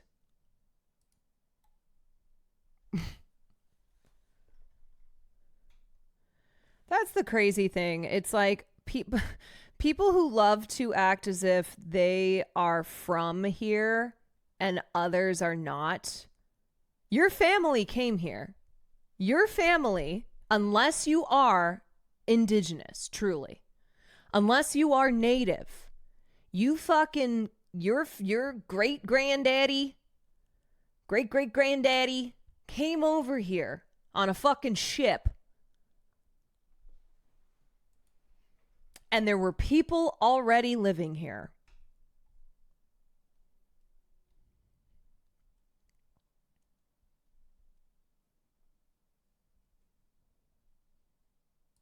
Second Thought is a 100% viewer-funded operation. If you'd like to help support the channel and get some great perks while you're at it, consider becoming a patron at patreon.com/secondthought.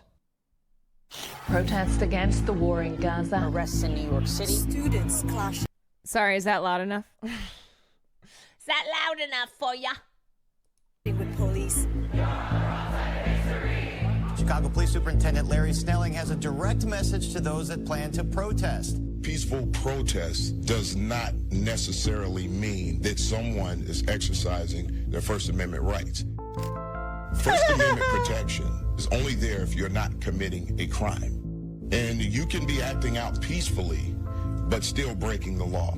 If you are doing civil disobedience, we will kill you. So if you block a roadway or you block a venue or you're on private property and you refuse to leave, those are crimes. This is not a tent city, this is New York City. It's our city. And if you're thinking about doing something like this. Yeah, so this is what I meant by, right? When you're actually doing protest, that then is effective, okay? If you occupy a hall at a university, if you're blocking a roadway, that is disruptive. You are not being violent. You're not like, waving your gun in the air, but that has to force the powers that be to do something because of the disobedience, because of the disruption. And so the second that peaceful protest becomes effective, then they'll be like, oh, nope, violence, nope, we're shutting this shit down. Because they know that that actually can lead to outcomes. Take a look around. See how fast we cleared it out. This could be you.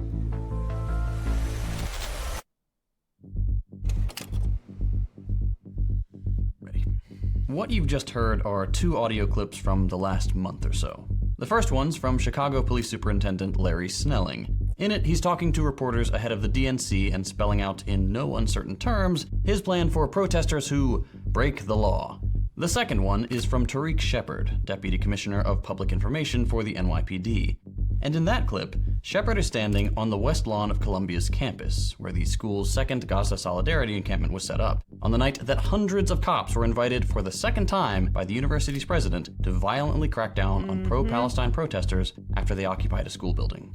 If you've been on Twitter, You want to know why they did that? Because they are protecting their interests. So they know that the students occupying the building, that is disruptive, that they have to do this, or they're going to have to take another course of action, which would be meeting the protesters' demands. And so they bring in the cops. They're like, fuck. Well, they're being disruptive here. And the term disruptive has this negative connotation to it, where it depends on the context, right? Where being disruptive in the form of a protest against genocide, that's a good thing.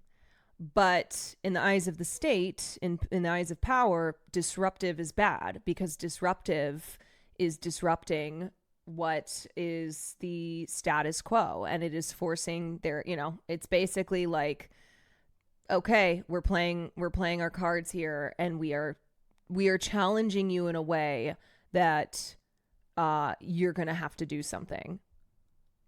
Yeah, they want it to just be business as usual. Last few months, you've maybe seen or heard one of these clips before. But outside of a few angry replies, neither of these statements really made it into the mainstream news. No controversy, no press releases to walk back the rhetoric, nothing. Cops talking like this is normal. Nobody is shocked when cops threaten protesters. Why would that be weird? Is the US a police state? I feel like we should talk about this violent suppression of dissent, because it's always been bad, and it's getting a lot worse. So the core feature of police states is the violent suppression of political dissent.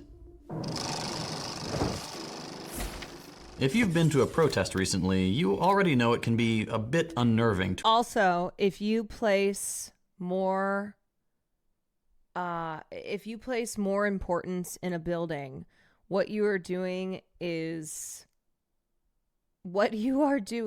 putting property over people. And that is exactly what they want you to do. They want you to believe that the preservation of property is more important than the preservation of people.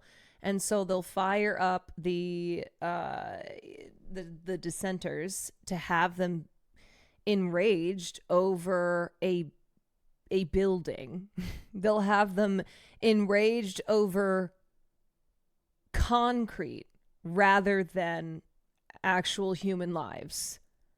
But the graffiti, yeah, I saw a post that was like, oh, the peaceful left, and it was some girl who was spray painting fuck ICE. And it's like, again, it's because you consider defamation of a building to be violence in a way that you do not consider a person being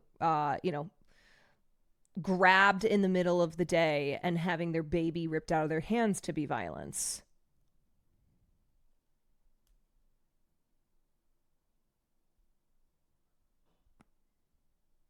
To attend. And that's a bad thing in a country where free speech is meant to be protected. I had someone in Hassan's Discord try to argue that the optics of property damage and it affecting minority small business owners means the protest is bad. What? That sounds like someone who's sniffing their farts too much. Every major protest since the 2020 BLM movement has come with the same recommendations. Wear non-identifiable clothing, wear a mask at all times, turn off your phone, and have someone's number written on your arm in case you get arrested. At every protest, you can be certain you're being surveilled by security cameras and police drones. You'll usually have dozens of cops. Everybody has the right to an opinion. That does not mean that the opinion is right. You have the right to an opinion, doesn't mean your opinion is right. Surrounding the area, watching you, resting their hand on a stack of zip-tie cuffs or putting on riot gear, and just patiently waiting for the call to come in to start locking people. Also, look, I am not in, I haven't spent time in Hoscord. I will tell you, though, there are absolutely ops in Hoscord, for sure. So keep that in mind. Keep that in mind. That is a very large Discord. There are a lot of drama accounts that benefit from having spies and, you know, whatnot in that Discord because it feeds their drama content. So I've seen enough posts, I've seen enough screenshots and whatnot on Twitter to know that there are 100% ops who are in that Discord. They want to stir up shit. And also, they will say some crazy stuff, so then it'll look like that's coming from a Hoscorder. So it goes both ways, right? Like, they want to stir people up, but then also they will say extra inflammatory things because they are an op. And so then one of these drama accounts will be sent a screenshot of that and be like, look at how insane these Hassan fans are. People up. This is a general state of affairs we've gotten used to, and it's getting worse. We're seeing more and more obvious examples of the US doing everything in its power to increase police surveillance capacities and silence the opposition. Cops have gotten wise to the safety measures protesters have adopted, and in recent weeks we've seen the mayor of New York explicitly trying to ban the use of masks in public because of their use by pro-Palestine protesters. Masks are just a good public health measure, especially for immunocompromised people. But according to Eric Adams, quote, you should not be able to wear a mask at protests because, quote, that's what cowards do. Back in April. That's what cowards do, and yet the cops, these bitch-ass ICE officers showing up to kidnap people in the middle of the day, they're wearing masks. I wonder what Eric Adams thinks of that. The Supreme Court similarly made it clear that for Louisiana, Mississippi, and right here in Texas where I live, mass protests are functionally illegal. By refusing to hear a case that makes protest organizers financially liable for any illegal act that happens at a protest, like if some bad actor shows up and starts throwing rocks, the Supreme Court has decided to up the risks for protest organizers in a major way. As we've seen with protests against the Israeli genocide of Palestinians, it's all too common for outside agitators to start trouble. This new ruling makes it that much easier for genocide enjoyers or corporate goons to get peaceful protests shut down.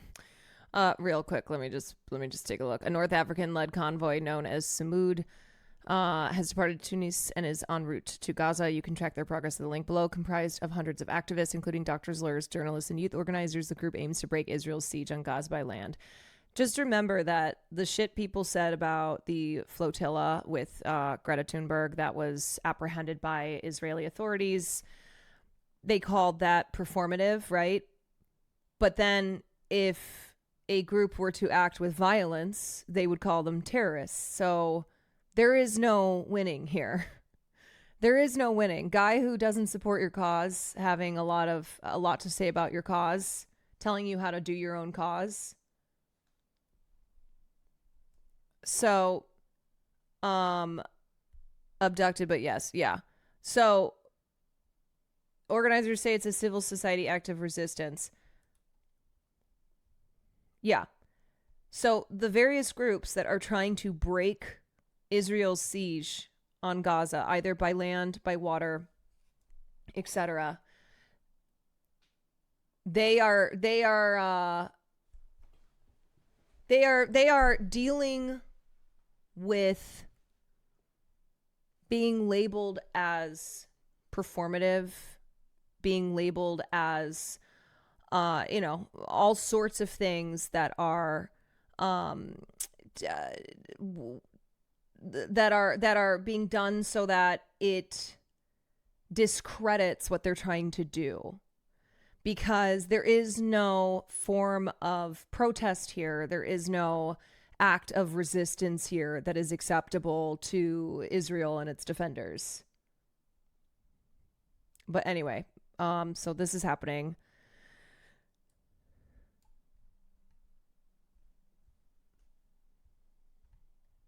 We will see what happens with this envoy. Down, in addition to framing the organizers for the crime. Of course, over the past 3 months or so, we've also seen around 3,000 students get arrested across the country for calling for the end of the US's and their schools' complicity in the Palestinian genocide. Hundreds more non-students have been arrested at the Israeli consulate, the Brooklyn Museum, the French Quarter in New Orleans, a Senate building in DC, and at dozens of other protests around the country for the same thing. At a lot of these crackdowns, we've seen literal armies of cops decked out in full riot gear meet peaceful protesters with less than lethal ammunition, throw them down flights of stairs, beat them up, and assault them with pepper spray and mace, to name just a few of their crimes. At Hinds Hall, the building Columbia students occupied, what little footage we have of the police raid shows cops using flashbangs against students, going room to room with their guns drawn, and, as far as we know, firing at least one shot. Now, thankfully, the bullet didn't hit anyone, but that doesn't mean these crackdowns were without consequences. Students, professors, and other protesters have been hospitalized with fractured eye sockets, concussions, broken ribs and hands, and all the while cops have publicly denied these injuries and their use of excessive violence more generally. In the aftermath of these crackdowns, dozens of student protesters from Columbia, CCNY, Penn, Stanford, and other schools have also been charged with felonies and misdemeanors that, in some cases, might land them in jail for up to 9 years. And when I Protesters just digging themselves in a deeper hole. LOL, their behavior doesn't help their case whatsoever. Guy who doesn't care about your cause telling you how to do your cause. Prime example. I list these things out like this, it seems almost exceptional. Like we're in some special time where everybody overreacted for a second. And that's very much the language we're hearing from Juicer McGooser, how would you like protesters to behave? What would satisfy you as you sit there on your computer typing from the comfort of your home? You can never consider anything like putting your body on the line whatsoever to protect and help others. So, what do you think that protesters should do? Not protest? the mainstream press and people in charge. In her public statements, Columbia's president called her decision to invite the NYPD to attack her students a, quote, extraordinary step because these are extraordinary circumstances. But nothing about this is actually unique. All these protests have done is drag protesters should be like women, neither seen nor heard. Am I right?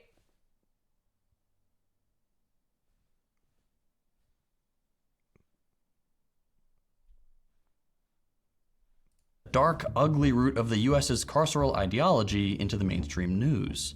So this video isn't about the stereotypical police state thing. There's no single agreed upon definition of a police state, and it's more of an edgy label you use for shock value more than anything else.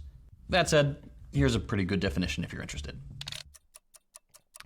Classic, just speaking the truth makes you seem triggered. Did I seem triggered there? I'm genuinely asking you.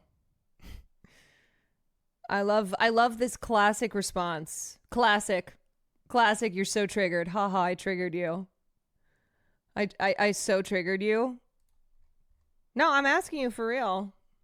I'm not triggered. I'm just asking questions, bruh. I'm asking questions, bro.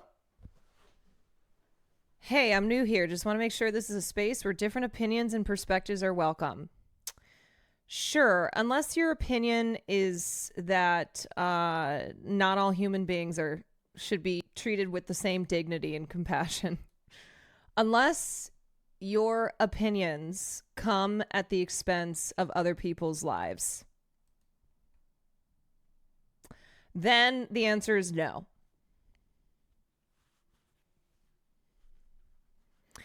If you do not believe in equal rights, no matter someone's skin color, religion, sexual orientation, etc., then unfortunately, no.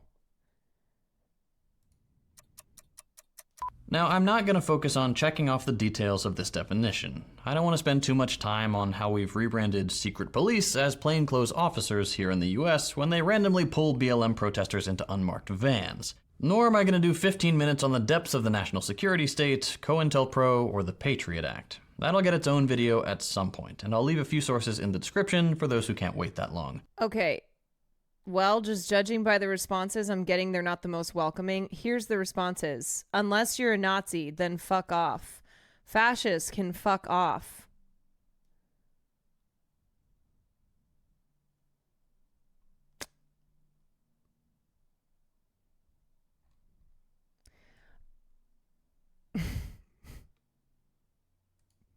You can definitely make a case for an American police state using that definition I just showed you. Enough. That's Let's just focus on the not video. what we're doing today. This video is exclusively about the police of it all. The American carceral state, its logic, and how that logic becomes all-consuming in moments of mass political upheaval like we're seeing today. Because while the vast network of surveillance that we all know about represents an extreme of state control, it's probably less powerful in practice than the everyday commitment of the American state to law and order, especially now under a strained neoliberal capitalism. So let me start with this. Dun, dun. Policing here is extreme. The US is unquestionably one of the most policed states in the world. You've probably already heard that the US has more people in jail and prison than any other country. Hell but that yeah. doesn't actually capture the full scale of things. About 1 in 100 people in the US is behind bars right now. 2.3 million people. More prisoners than 194 other countries combined. And there's only like 200 countries out there. The US on its own holds it's a fifth. obviously because we are a country that just has way more dangerous criminals than anywhere else in the world, even though we frequently like to talk about shithole countries. We like to talk about these criminals in other countries, you know, these countries that we have to go into because they're so uncivilized and barbaric. And so we have to bring them democracy. But also we lock the most people per capita up in this country because we are so civilized. Fifth of all the prisoners on Earth. Our police are also far more violent. Per year, they kill about 1,000 people. The second place among wealthy countries is Canada, and Canadian cops kill about 30. Not only are US police killing more, there's also zero accountability for this violence. According to Human Rights Watch, about 98% of police killings in the US never result in officers being charged with a crime. And still, year after year, Democrats and Republicans alike talk about how great and valuable our cops are.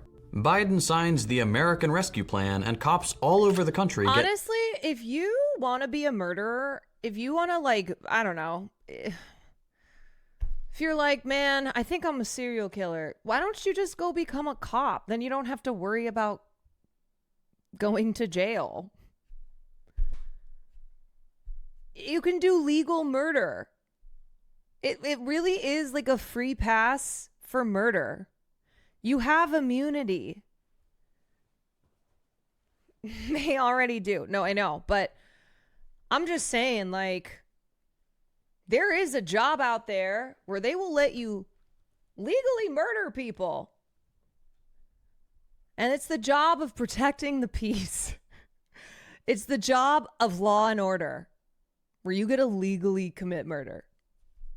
Crazy Cat Lady, thank you for the 10 months. $350 billion to hire more police officers, get more overtime pay and bonuses, and get decked out in the latest military gear. That means tiny towns like Prosper, Texas, not too far from here, truly one of the most boring, uneventful places I know, has beat cops riding in $700,000 10-foot-tall armored trucks. Now, $350 billion is hard to grasp. Here it is in a more manageable format. What you're looking at are what's called $1 million blocks. places in the country, usually in big cities, where single blocks get over $1 million spent on incarceration alone per year. And just think about where you live right now. Think about what would happen if every year the city decided to spend $1 million on making your block better. Whether that's renovations, upgrades, new businesses, events, or just gave you and your neighbors a couple thousand extra bucks each to spend on your home. That's not what's happening. In America's poorest and blackest neighborhoods, the budget doesn't go towards making things better. It's huge, and it goes towards throwing people away. This is the carceral logic of the American capitalist system. And here's how it works. Under the neoliberal version of capitalism we've had in the US since Reagan, government policy has looked something like this. Every administration makes people more vulnerable by cutting social and public services, refusing to... This is the America we need to return to. Look at this happy nuclear family. Mom, dad, two little kids, white, cisgender, heterosexual. This is the America we need to return to. Raise the minimum wage, pushing back the age of retirement, defunding things like the NLRB to weaken unions, and deepening government deficits not for anything useful, but to increase incarceration, policing, military spending, and private deregulation. It's how you get graphs like these, and cops that look like this. The neoliberal mantra is that you make things better for businesses by pulling the rug out from organized labor, making endless calls for everyone to become an entrepreneur, more cops, and forcing people to take on more debt, either through student loans or credit cards. People need to pay this debt back, and to do that, you work longer hours, at worse jobs, for lower real wages in a society that, year after year, increases the pool of people who can't afford an unexpected $500 hospital bill. Thanks to outsourcing... Yeah, and so not just mass incarceration, but immigration enforcement. The private sector profits from immigration enforcement. There are private contractors who make billions of dollars off of deporting people, off of like detaining people for an indefinite period of time. There are these private companies that make a shit ton of money off of abusing human beings, off of stripping their rights from them. It's big business. It's a big old business, and it is very profitable. Humans as products.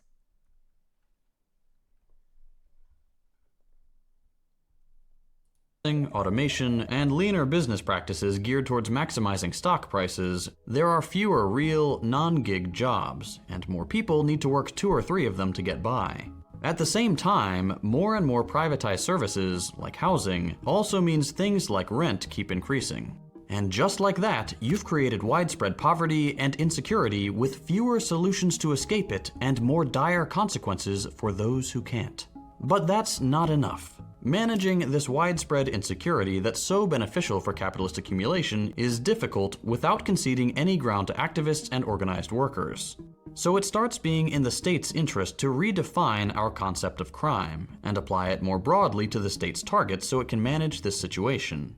People don't usually love that their needs aren't being met no matter what they do, and they might start getting the funny idea that upsetting this status quo, taking back control, and redistributing wealth and power more fairly is a good thing. They could start organizing, imposing demands on their bosses, taking charge of their neighborhoods themselves, or just trying their best to get on an equal footing with those born into privilege. That sort of behavior, the more it starts threatening the stability and negative peace of this violent system, needs to become labeled as irrational and criminal so it can be justifiably repressed to protect the exclusive entitlements of a few.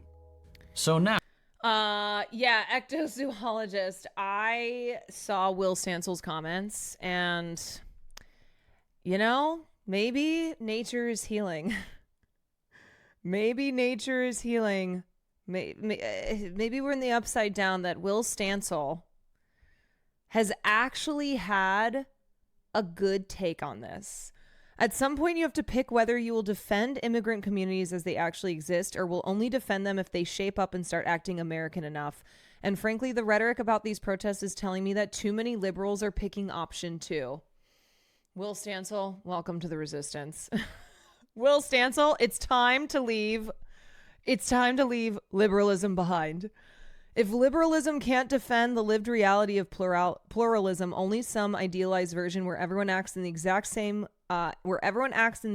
way we assume would most appeal to middle America, we've already lost. And frankly, even if everyone did act like that, the far right would still demonize these people because their hate is mostly rooted in hallucinations and demagogic lies. Will Stancil, welcome. Welcome, buddy.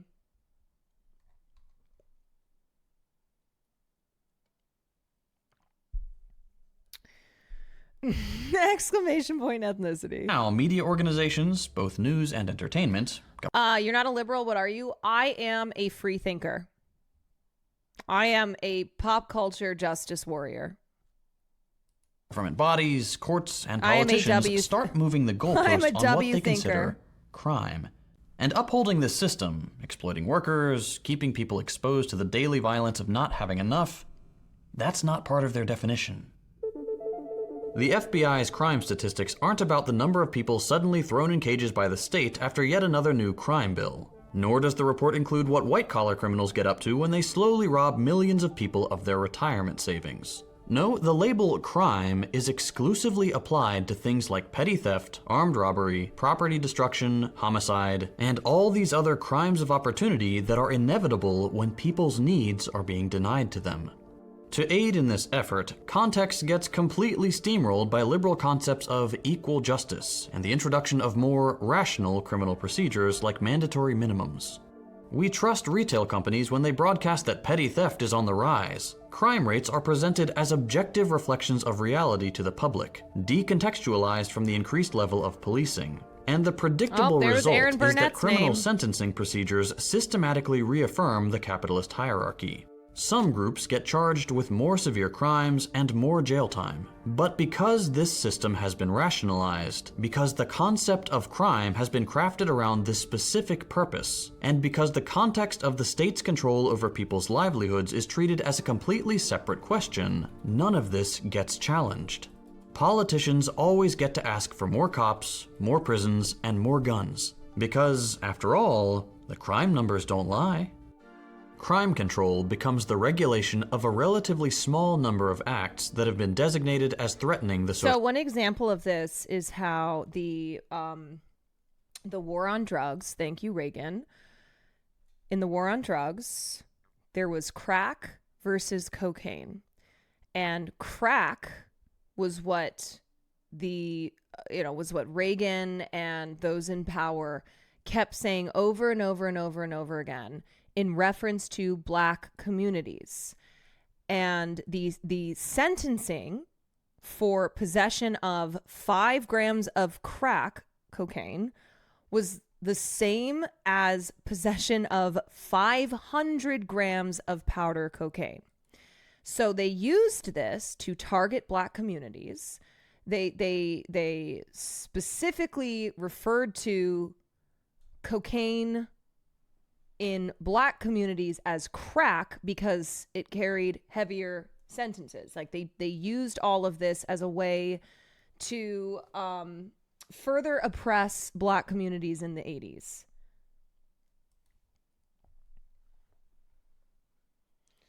The problem we have is that the Dem Party isn't even really liberal anymore. It's an incumbent protection racket that's about pumping as much money into their campaign consultants and the party apparatus. They believe in nothing. They have no goals. They believe in Olivia Giuliana. She's going to save us all. You know, I will say, I use my mother a lot as an example of what's happening in the liberal world, in like the world of New York Times readers. And my mom is over it. She is so fucking over it. She has seen who the Democratic Party is actually loyal to. Because I said, Mom, how can you ever expect that the Dem Party is going to enact real change when they are beholden to corporations and to billionaires? So this is where their interests are. This is where their money is from. So this is who they protect and serve. Old Joe Biden. You guys, this is how long Joe Biden has been around. This is how fucking old he is. Joe Biden praises crack possession laws and Strom Thurmond in 1991. But let's look at the facts. Since 1986, Congress has passed over 230 new or expanded penalties for drug and criminal offenses in this United States. 230 new penalties. And these penalties range from an automatic 5 years in jail for any person caught with a rock of crack cocaine, piece of crack cocaine as small as a quarter. I don't have a quarter with me, but if you visualize what one looks like, yeah, I do have a quarter.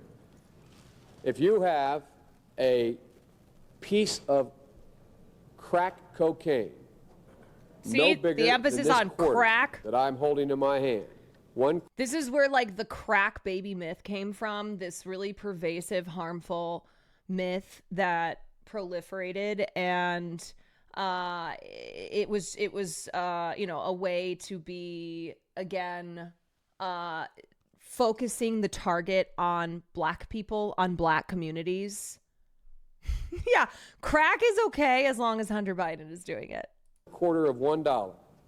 We passed a law through the leadership of Senator Thurmond and myself and others.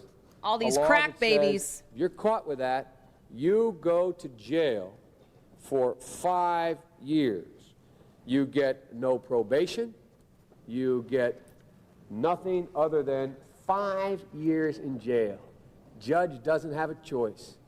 Now, the fact of the matter is, we've gone from there all the way up to saying, under the leadership of Senator Thurmond, and I'd like to suggest that I take some small credit for it myself as well, and others, the presiding officer, that there is now a death penalty. And we passed it a couple years ago.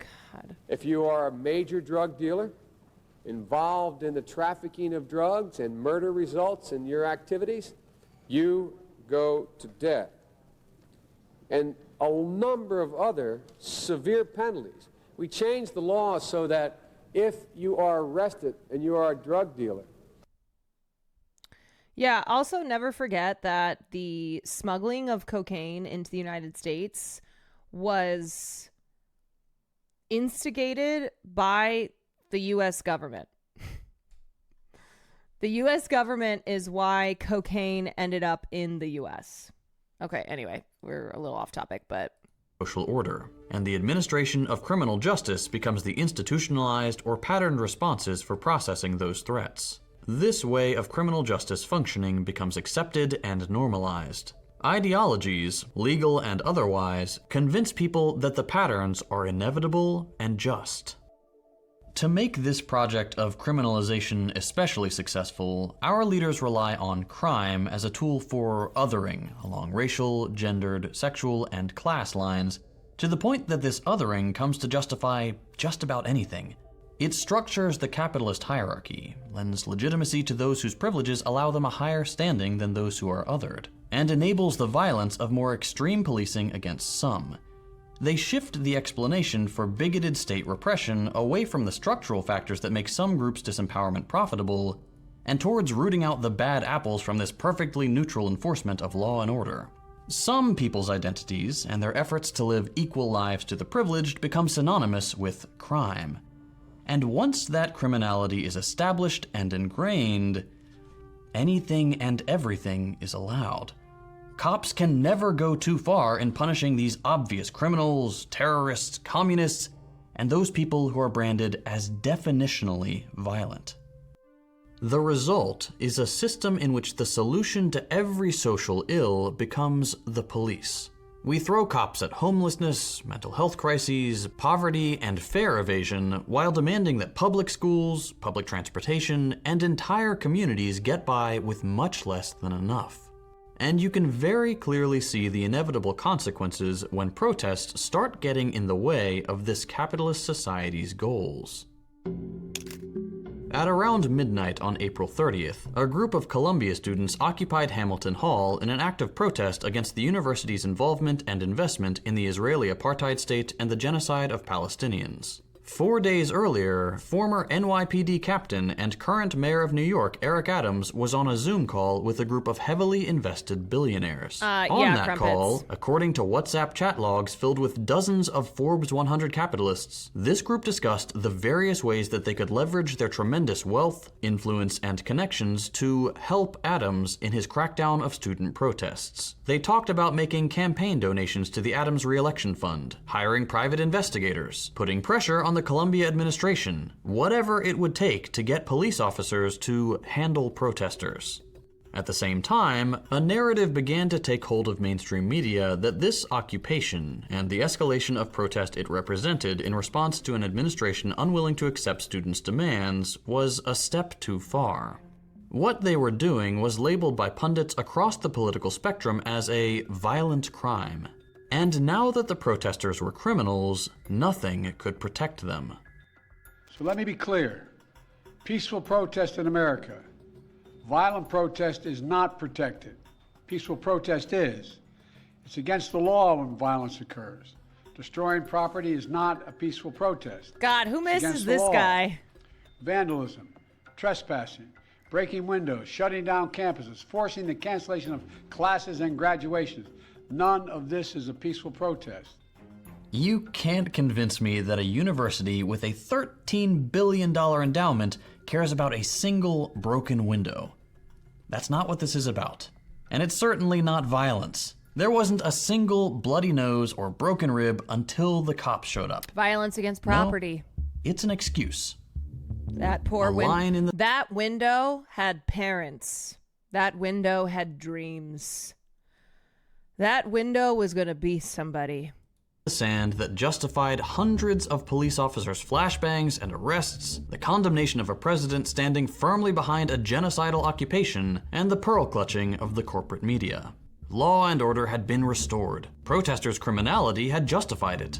It justified the press and legal observers not being Also, you know, I'm no mathematician, but I think the cost of replacing a window is not that much compared to the cost of enabling and authorizing all of these law enforcement agencies and giving them even more money to expand to protect these windows. allowed to document the police's actions, which still today we only have a partial account of. It justified the cops forcefully removing students' hijabs. It justified all the expulsions and the concussions. Suddenly, it wasn't about Palestine anymore. It was about cracking down on inconvenience. And in the days that followed, it justified dozens of bogus misdemeanor and felony charges for trespassing, property damage, burglary, and assault, not unlike the RICO charges brought against Stop Cop City protesters in Atlanta. Here again, the consequences of the racial capitalist state came out in full force. The wealthier and more mediatized Columbia protesters saw their mostly misdemeanor charges dropped relatively quickly. Down the road at CCNY, protesters saw the same violent crackdown as their peers 20 minutes away. But CCNY is a public school. Its students and faculty largely come from lower-income Black and Hispanic families. And so, at the time of writing, the CUNY 22 are still dealing with felony charges that could put them away for years. And as student protesters continue to remind us, all of this pales in comparison to the violence imposed on Palestinians in Gaza and the West Bank. But it's related. So, is the US a police state? It's a matter of opinion. But I think the message the ruling class and their militarized police are sending is pretty clear. They're not hiding it. And if you're thinking about doing something like this, take a look around, see how fast we cleared it out. This could be you. I mentioned at the beginning of the episode that this channel is entirely grassroots funded. Since sponsors don't want to touch videos like these, we have to rely on the generous support of viewers like you. Is the US a police state? If you'd like to help keep this channel afloat is and get a some lot great of perks while you're at evidence it, to consider becoming a patron on tell Patreon. you yes. All patrons, regardless of pledge amount, get early access to every video, plus access to our patrons-only Discord server. We just made a major update to the Discord, with a revamped leveling system and monthly Discord Nitro giveaways to active members. We've also got a bunch of other... All right, here's the link again if you wanted to take a look at that. Okay, we are going to switch over and talk about Sly Stone, who passed away at the age of 82. And I do think that, you know, talking about his legacy, his music, is especially appropriate in this moment, as Sly Stone came to popularity in the 60s. And he had Sly and the Family Stone, I should say, the group that formed. And they changed music. And they changed music not once, but twice. And in the 60s, their sound was very optimistic, very hopeful, you know, lyrics that talked about all of us coming together. Let me play one song for you to just start off and show you. Here we go. This is Sly and the Family Stone, Everyday People, and Dance to the Music.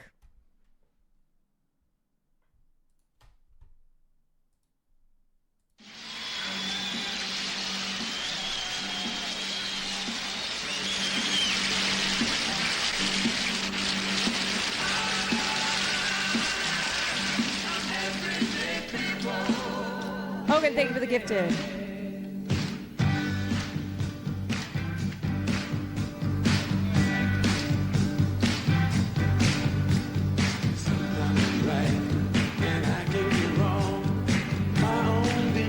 Everyday people.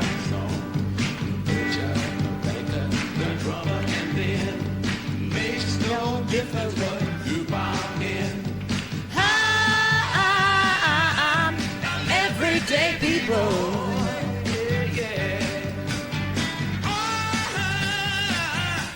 And everyday people.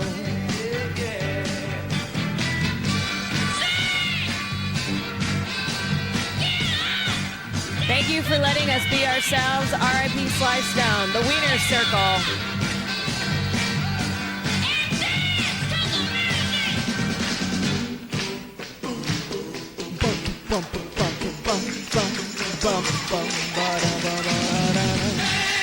To the music. You know, people felt the promises of counterculture. They felt the promises of change.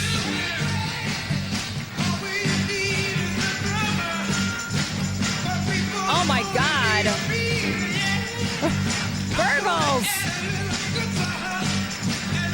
Holy shit, Burgles. Thank you so much for the 100 gifted subs.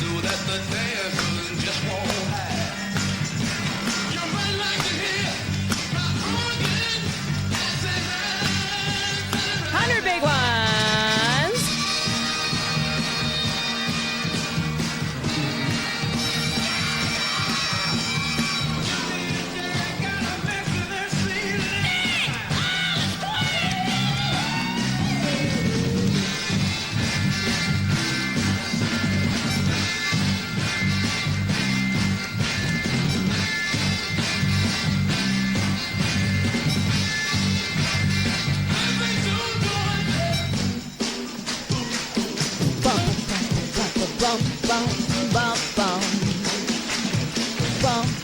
I mean, feel that energy.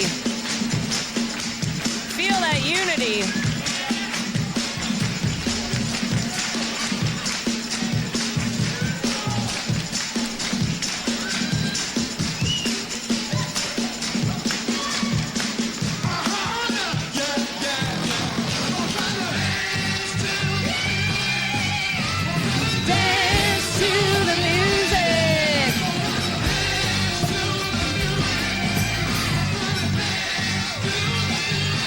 Zoologist, thank you for the 5 gifted subs.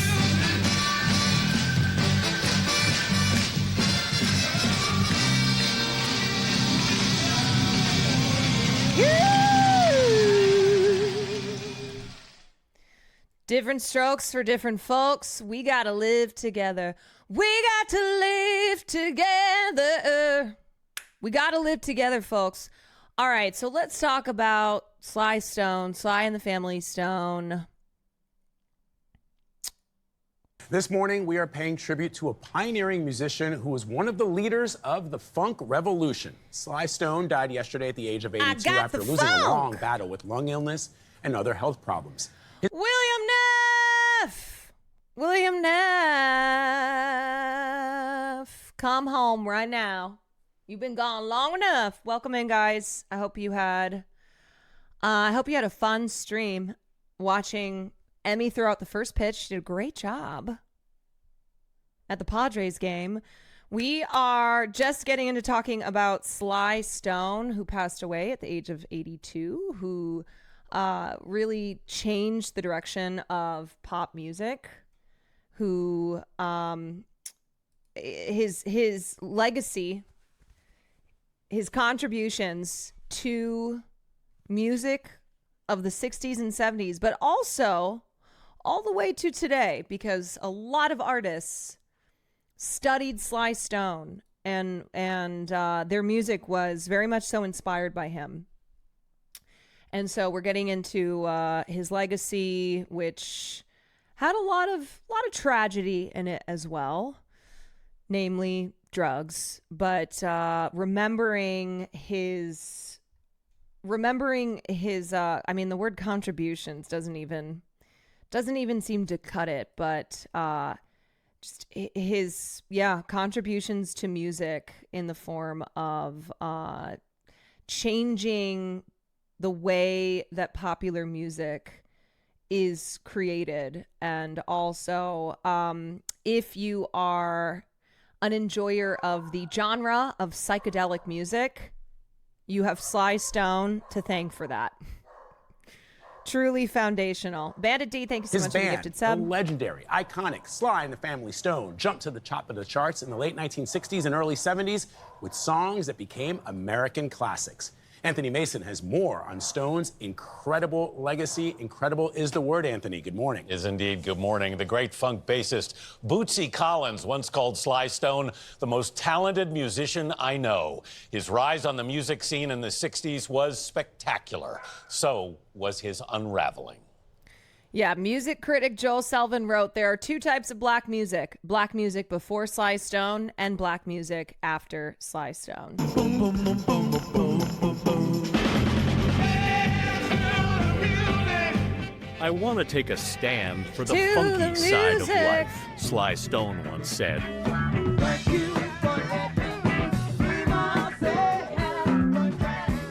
With his mile-wide grin, Sly created an otherworldly fusion of pop, funk, jazz, and rock. Also, Sly and the Family Stone was the first major American rock group to be racially integrated and gender mixed. America, baby.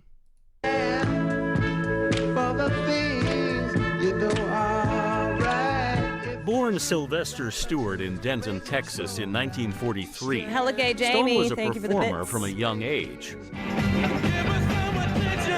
In 1966, he formed Sly and the Family Stone. The band included his brother and sister. Everyday people. In 1968, Everyday People rocketed Sly to the top of the charts. Despite 3 #1 hits and a #1 album, 1971's There's a Riot Going On. The band's moment in the sun was quickly eclipsed by Stone's drug addiction. The Family Stone broke up after less than a decade. In his later years, Sly Stone was reclusive, but in 2023, he wrote a memoir and talked about his struggles. His longtime manager told CBS Sunday Morning that year that Sly had finally found peace. In December, it'll be 4 years. 4 years? Yeah. Did you ever think that you'd be sitting here talking about Sly 4 years clean? No, but I'm so happy that I am. The critic Joel Sullivan said that there was black music before Sly and black music after Sly. His influence was so extraordinary. I mean, you take a song like Everyday People, was covered by Aretha, by Joan Jett. Were they before Jackson 5? So Jackson 5 was first founded in 1964. And then they signed their first record deal in 67. Released a couple singles. But I would say like the 70s.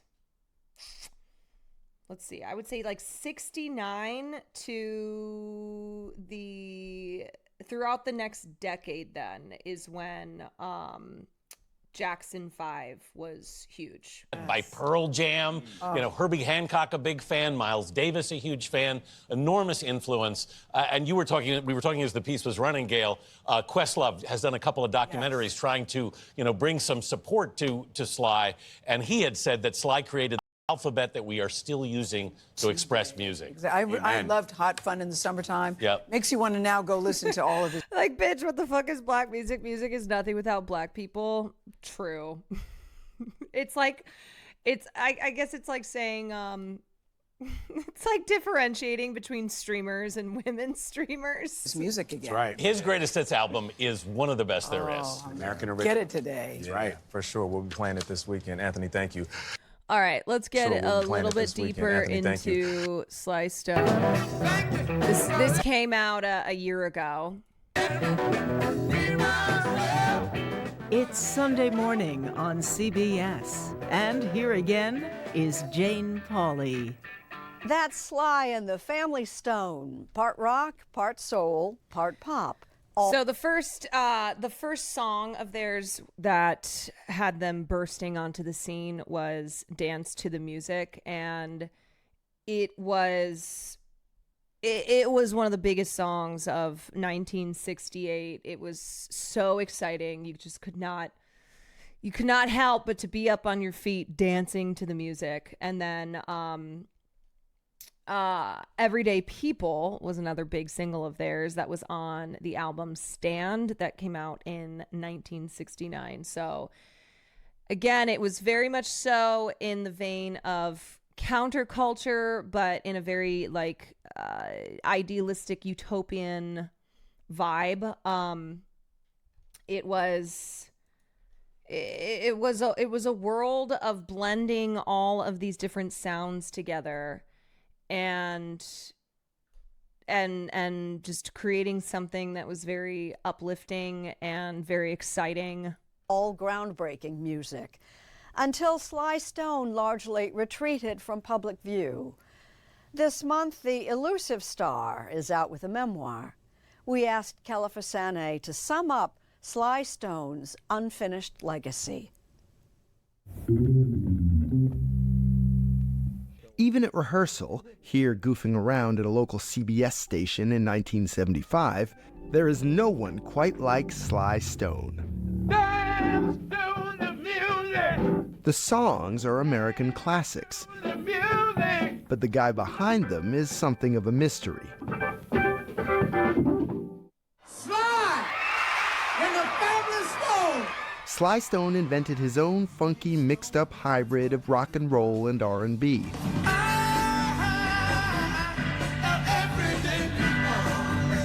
And with his Also, their performance at Woodstock in 1969 is considered like one of the greats.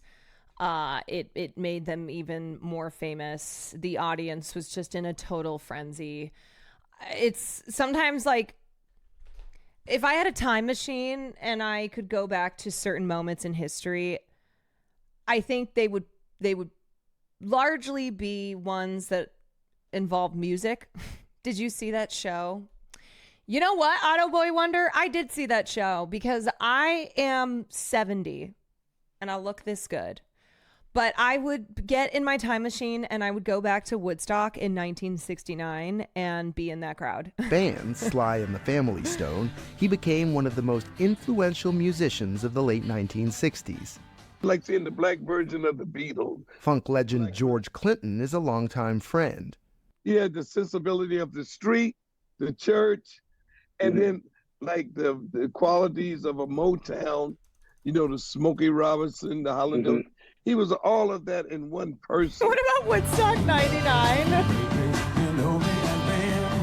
Watching the band in the 2021 documentary Summer of Soul, it still feels like something new. Not your first time in this room. Nah, this is my clubhouse. Amir Questlove Thompson won an Oscar for the film, and now he's publishing Sly's memoir with a title taken from one of his classic songs, Thank You for Letting Me Be Myself Again. And when he puts together this band, Sly and the Family Stone, it seems like he really has a vision. Jerry Martini, the saxophone player, said he knew exactly what he was doing. Yeah. Boys, girls, black, white. Sly knew which buttons to push to not only make his musicians better. Like Queen level iconic. Queen never performed at Woodstock. But also how we receive it, knowing that we've never seen a band before in which, you know, the women just aren't background singing foils that play the tambourine. Like Cynthia Robinson could destroy anybody playing Hella trumpet. Gay Jamie, thank you for the So prime. to have a band that has women playing instruments as serious as men do, to have the white guy as the drummer. If you're the drummer in a black band, you better be good. You know what I mean? Sly Stone grew up Sylvester Stewart in San Francisco. Like and worked Hendrix as a level DJ iconic. before founding Yes. the band in 1966. Which, again, Hendrix studied Sly Stone. Like, what's important to always remember is who you know, you have these really big icons in music, Hendrix, Queen, etc. But never forget those who they studied, those who they they learned from, they were inspired by the way that they shifted music, you know, what they did with instruments and with sound. Sly was Prince before Prince. I mean, yeah, again, a lot of Prince is owed to Sly Stone. 3 years later, the Family Stone album Stand put them on the map. Like we're talking And the single Everyday pioneers. People went to #1. You know how you have your favorite streamer's favorite streamer? Your favorite artist's favorite artist. Yeah, your favorite musician's favorite musician. The legend's legend. Like if you listen to the structure of Everyday People, it's really nothing but the which who has the wit and the clever mind to figure out how to insert this potent message inside of a song so innocent sounding.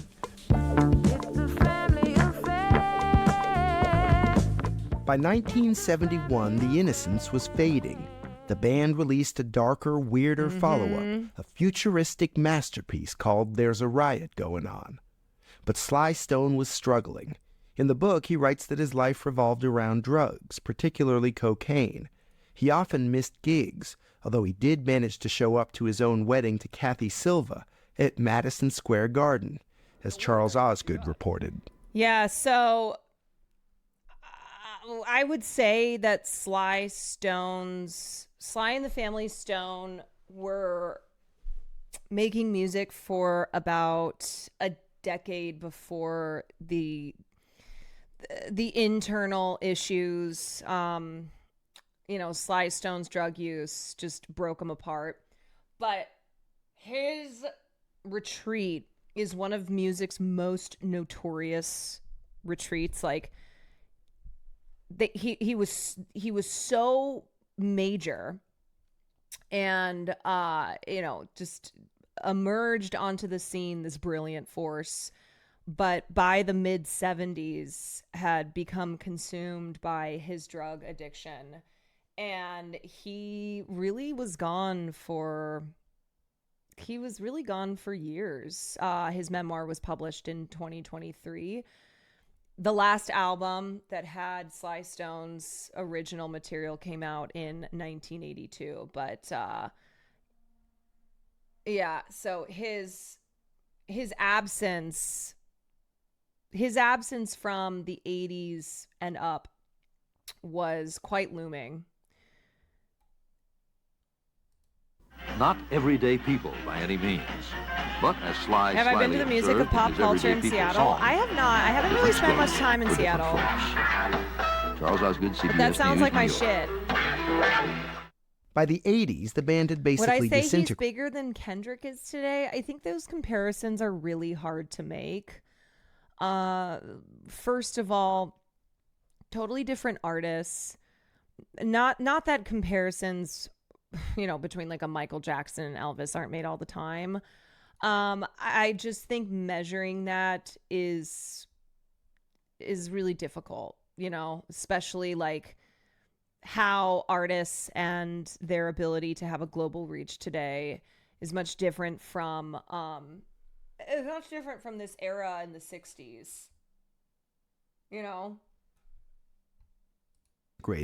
And Sly Stone himself was occasionally seen offstage, as in this 1983 different court technologies appearance nowadays, on a cocaine possession way more charge. people in the world. He made a few comeback attempts, but mainly laid low. The biggest shock of the night came when reclusive funk rock pioneer Sly Stone hit the stage. Stone surfaced again in 2006 at a Grammys tribute. His first time with the original group since the 70s. But he left before it was over.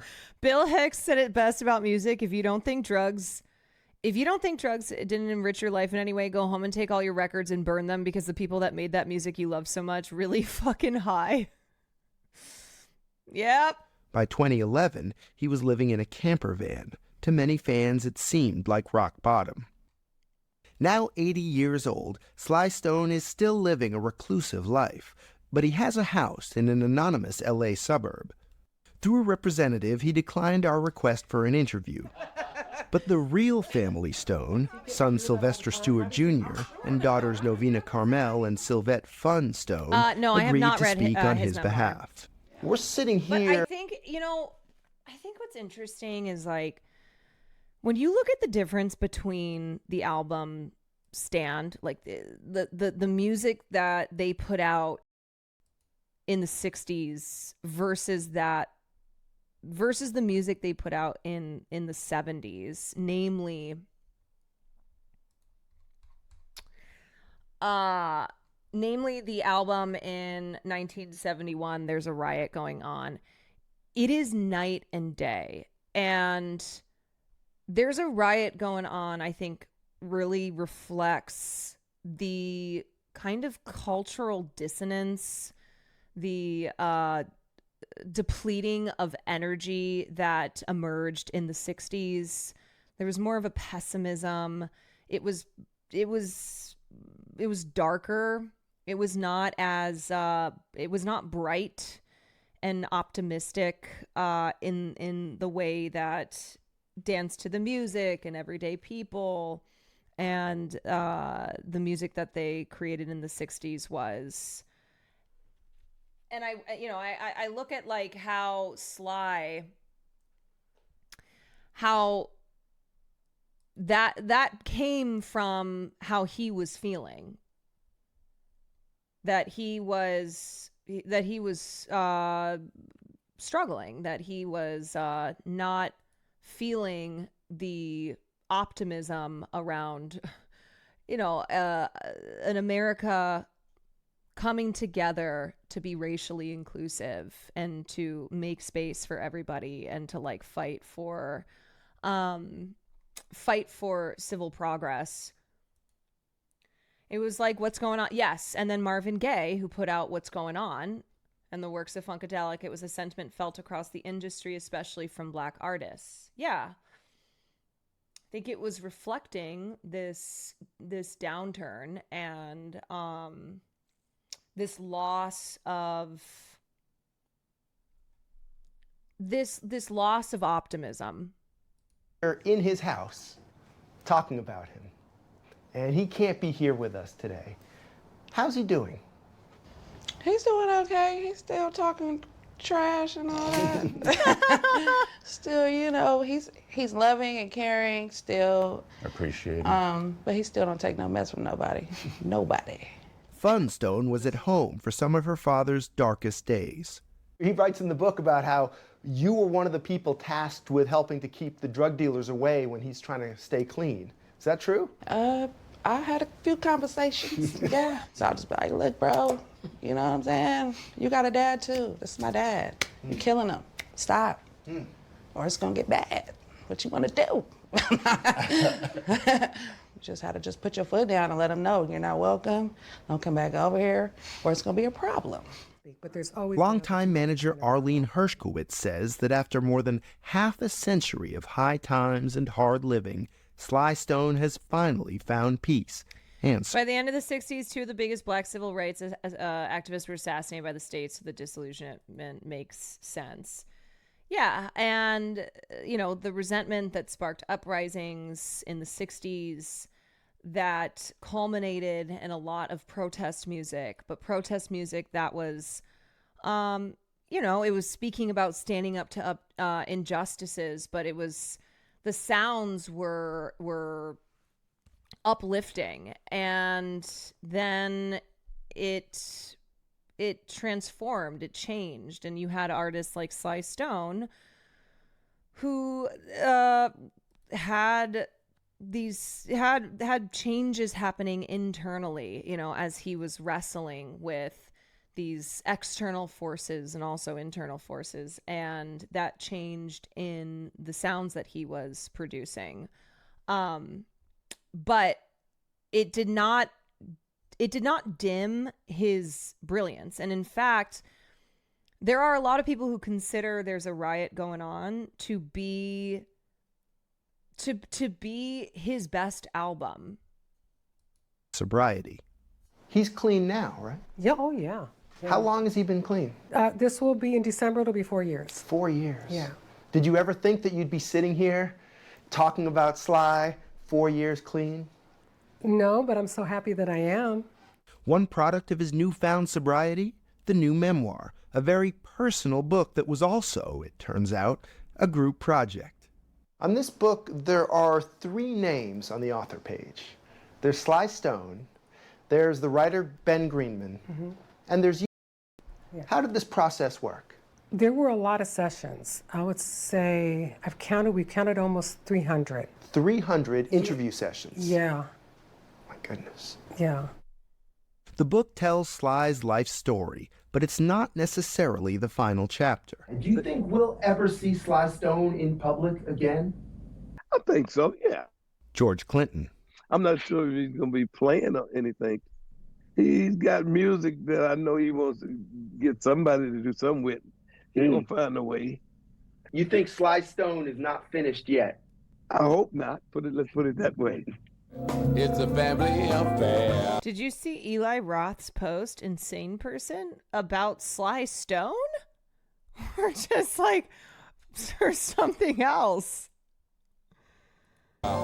Sly Stone's band may not be back together, but his family seems tighter than Not ever. quite. Did you think that your father would be 80, he'd be publishing his memoir, and you'd be sitting on chairs to talk about him?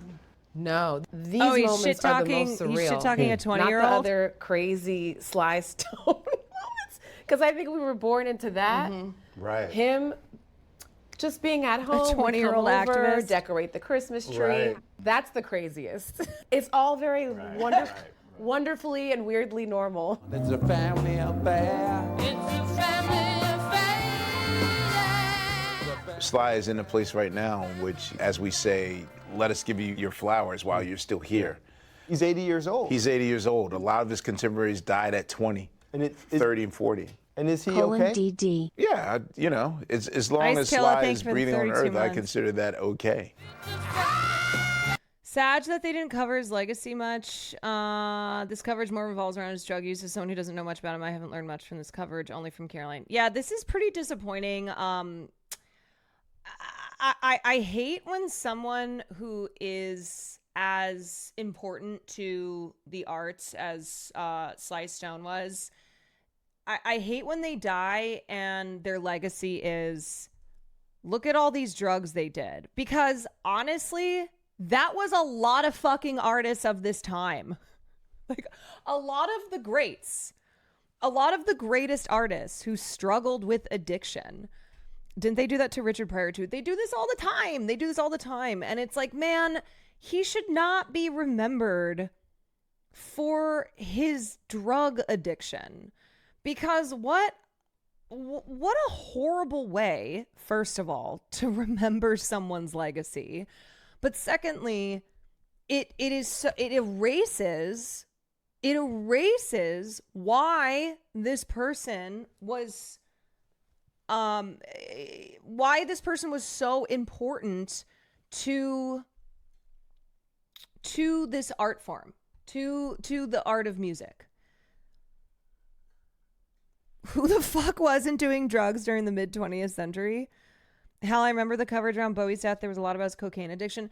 Yeah, they love to like zero in on all the drama of someone being addicted to drugs and what that did. And look, I think you can note how his disappearance was one of the most notorious because he emerged onto the scene with some of the most exciting, influential music still to date. And that his absence was enormously felt, but also make sure that you emphasize that that's not how he should be remembered. He should be remembered as an artist who not only changed the way people make music, but changed the way people listen to music. Because once upon a time, okay, so the Beatles are credited with like changing pop music. All right, the shift in pop music went to the Beatles. But Sly Stone is absolutely up there with his effect on the way that pop music went from being made for a live performance to being made in a studio. And how that changed the way music was made and the way that people also consumed music. I'm sure most interviews tend to be sweet but get edited down to the drama. Yeah, I mean, this is a 9-minute video that came out last year about. So that's probably why they also are heavily emphasizing the drug use.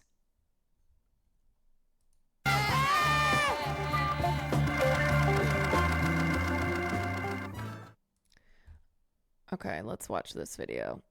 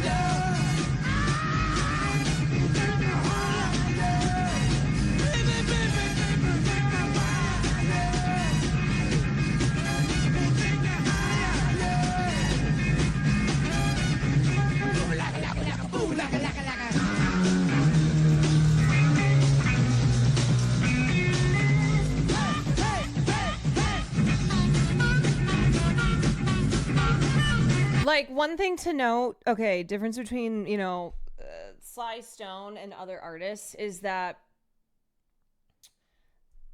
Sly Stone understood how to use tools of musical production as tools of musical creativity.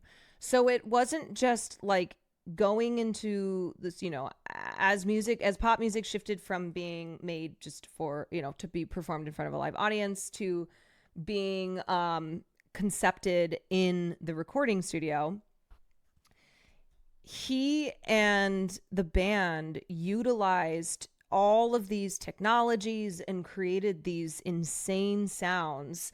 And it was like this amalgamation of this amalgamation of all of these different noises that is, you know, was like a collage. It was like this abstract collage that went against the commonly understood, you know, the commonly held belief of like how a band works together in harmony, and like, okay, you create these sounds that fit in with one another versus creating all these sounds that are really painting a collage because they're all so different. And that's why the album There's a Riot Going On is considered by a lot of people to actually be Sly Stone's greatest masterpiece, because it represents that shift in that shift in pop music, shifting away from music that is concepted within a live performance to music that is concepted within a recording studio. That it was so innovative. It was so innovative. I mean, the first the album was like the first to prominently feature a drum machine.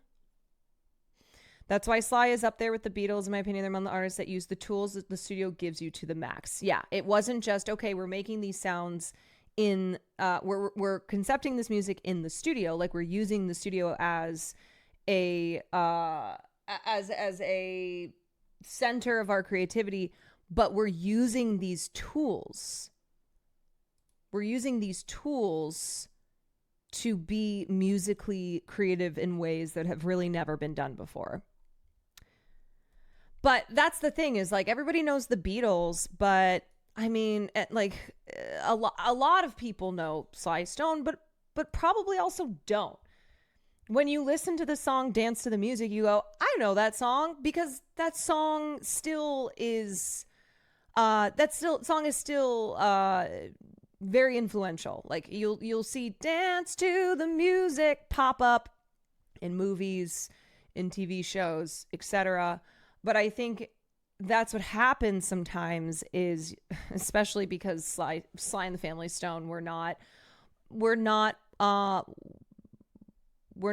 Brits who were like amassing these crowds of adoring, obsessive female fans, right? They were a boy band, essentially.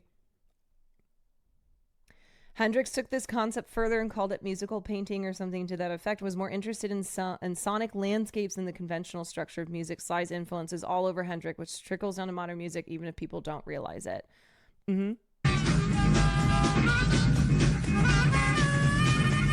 EcuCam, thank you for the 6 months. I mean, this is just like, this is genius. This is brilliance.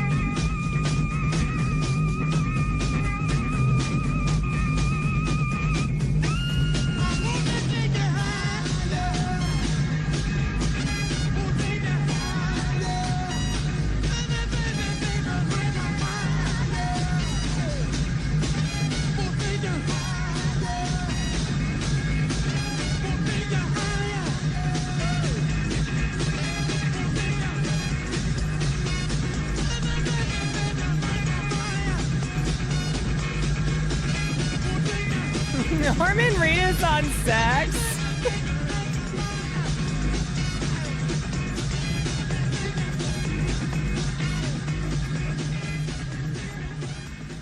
All right, and then let me just play a little bit from I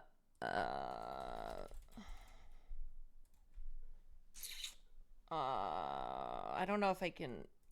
One child rose up to be, thank you, somebody that just loves to learn. And another child rose up to be somebody you just love to burn. You know. Yeah, so this is I think their biggest song off of There's a Riot Going On, but you can hear the change in the tone and the sound. Hey! But Mom loves the both of them. You see it's in the blood. And around both kids are good to Mom. The blood's thicker than the mud. It's a family.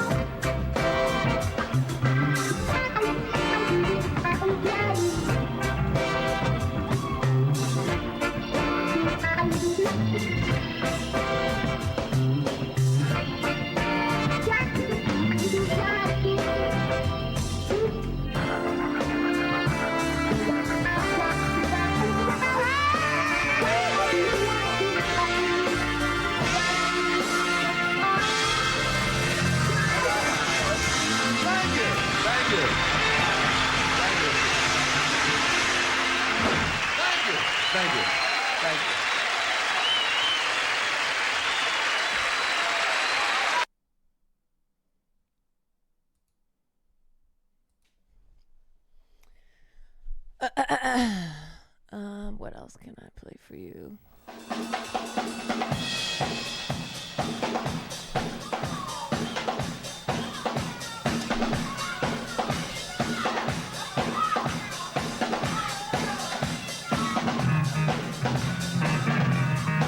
Also, look at the legends that recorded with him for There's a Riot: Billy Preston, Ike Turner, Bobby Womack.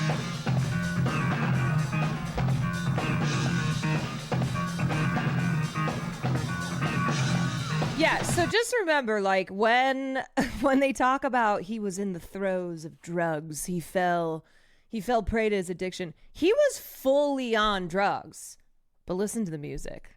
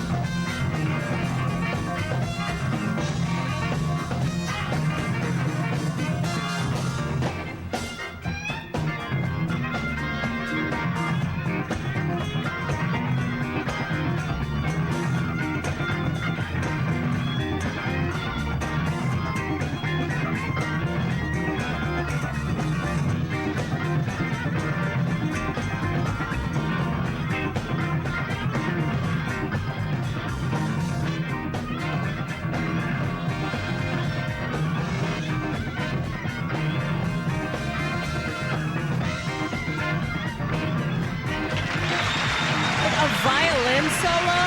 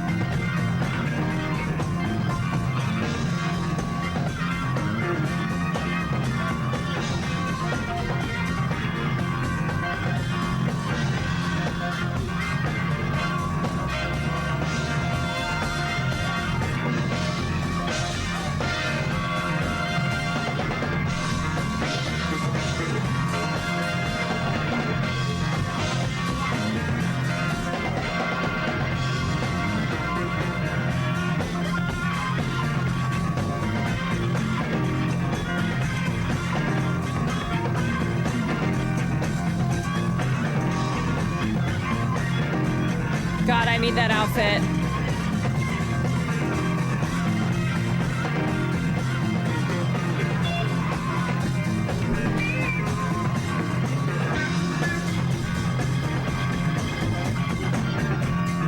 Nobody's gonna want to hear this, but the Family Stone was the blueprint for the Dave Matthews Band. Look, nobody's gonna want to know this, but you like Dave Matthews.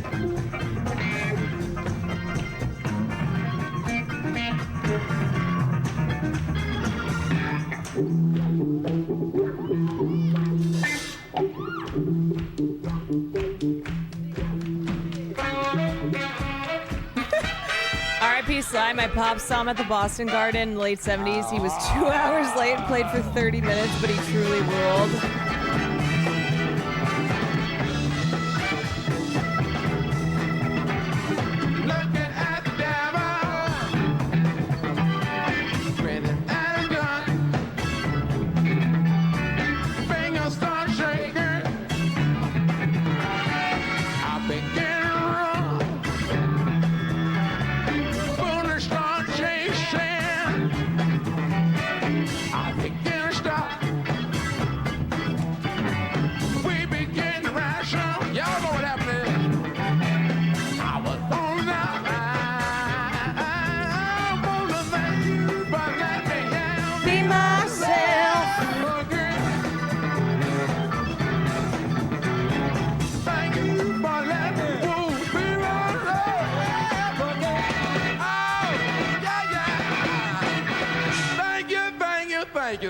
Thank you.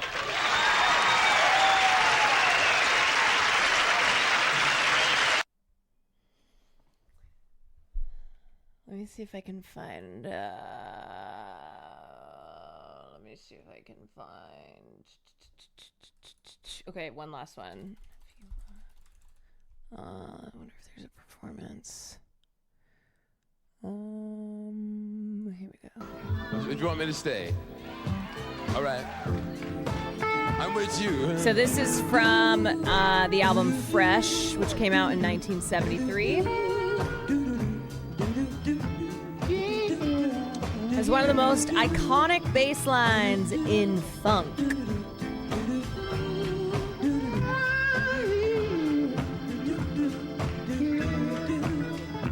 If you want me to stay, I'll be around that day to be available for you to see.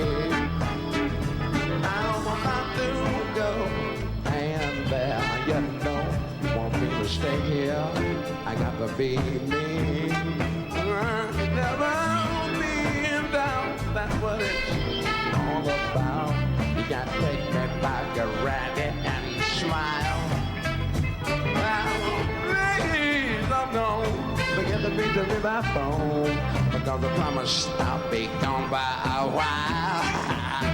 And when you see me again, I know that you have been the kind of person you really are now. You got to get it straight. How could I ever be late when you're my woman taking up my time? You know that. Oh, you never know. I wonder how could you get out. You know what I love about this is that it sounds improvisational, you know? Like no two performances would ever be the same. It just flows.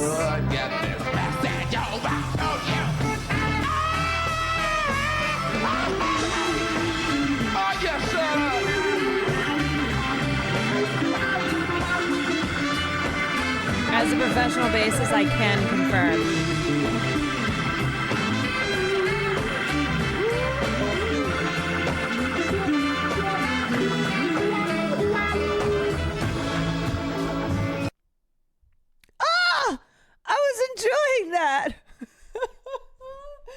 I was having a good time. Man, I feel like I could just rock out all night, man. I could just rock out all night. I was fucking jamming.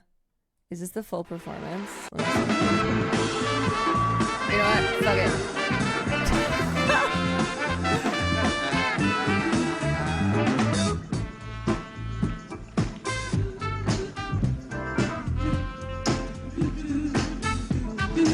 My favorite thing to do is listen to all the different live versions of my fave songs.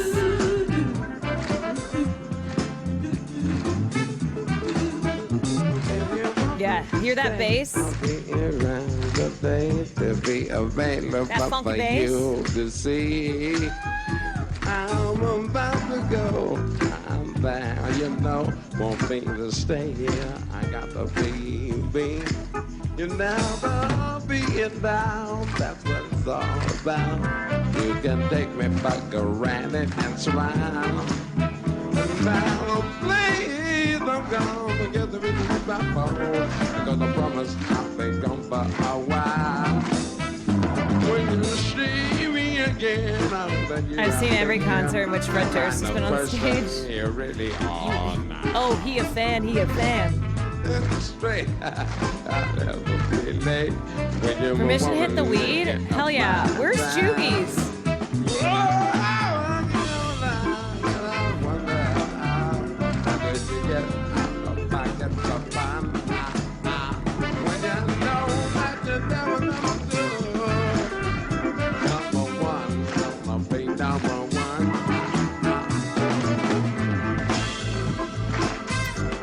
I could get this message over you now.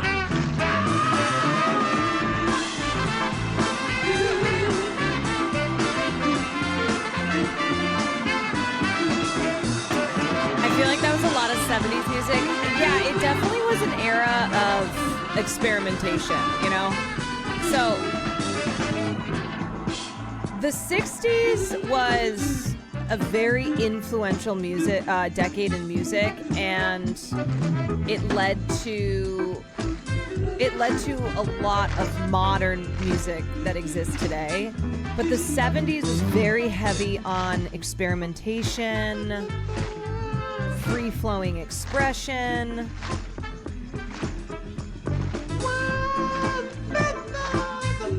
It was like, let's just do some shit. Fuck it.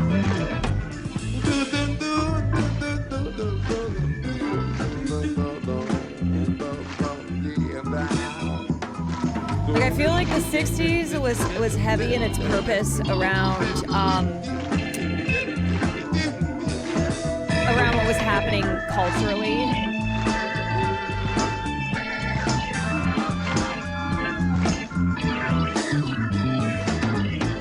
You had the rise of the counterculture music movement,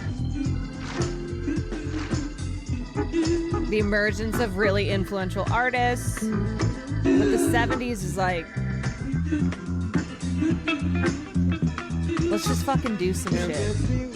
Yeah, I hope that you have been the kind of person you really are now. I mean, the Grateful Dead were super popular in the 70s. Grateful Dead, who were like very big on the improv.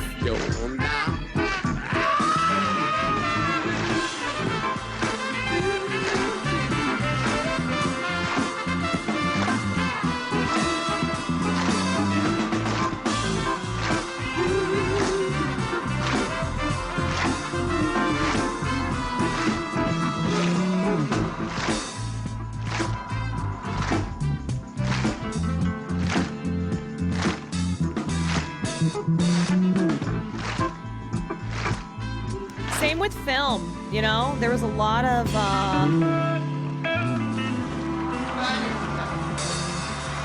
like new age expressionism in film in the 70s.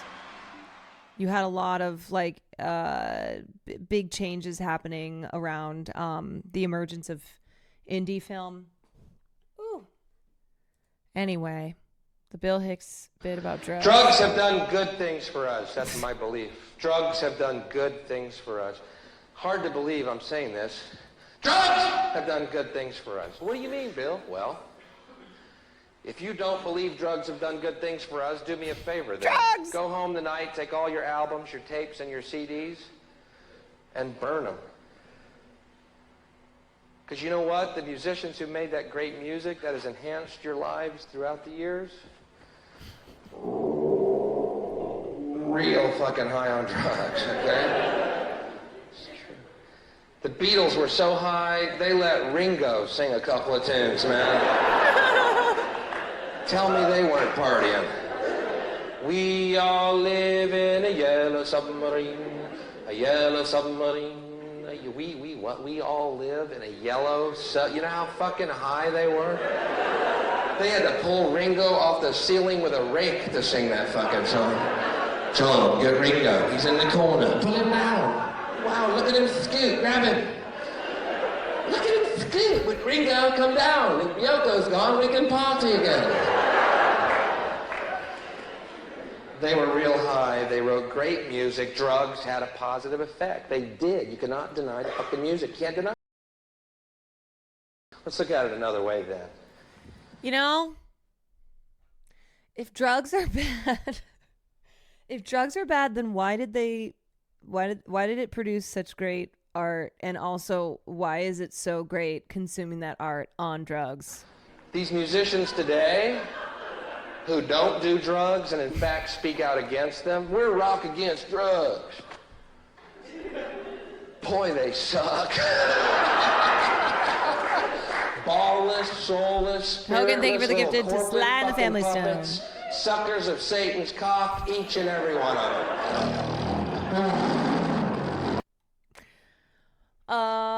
them. Okay, do I have anything else? Wait, I think I had one more little vid. Let's see. Wait, I know I had Sly and the Family Stone, Breaking Ground. Wait, I thought I had a little video of play music. This is the live music experience. It doesn't go away. My name is Dr. Ricky Vincent. I'm a lecturer at UC Berkeley in African American Studies, and I teach classes on Black music history. Sly Stone is a central player in two movements at once, in a musical movement and the social movement of the 60s, the awakening, the civil... Dude, I wish I had these classes at my college. That was one thing about the school that I went to, is that we were really lacking in courses like this. It would have been so awesome to take like music history rights courses. Movement, the Black Power movement, the entire counterculture of the Bay Area of the late 1960s can be embodied, it can be seen as embodied in the life of Sly Stone at that time. Sly Stone represented what so many people imagined the 60s could be like, and he lived that life.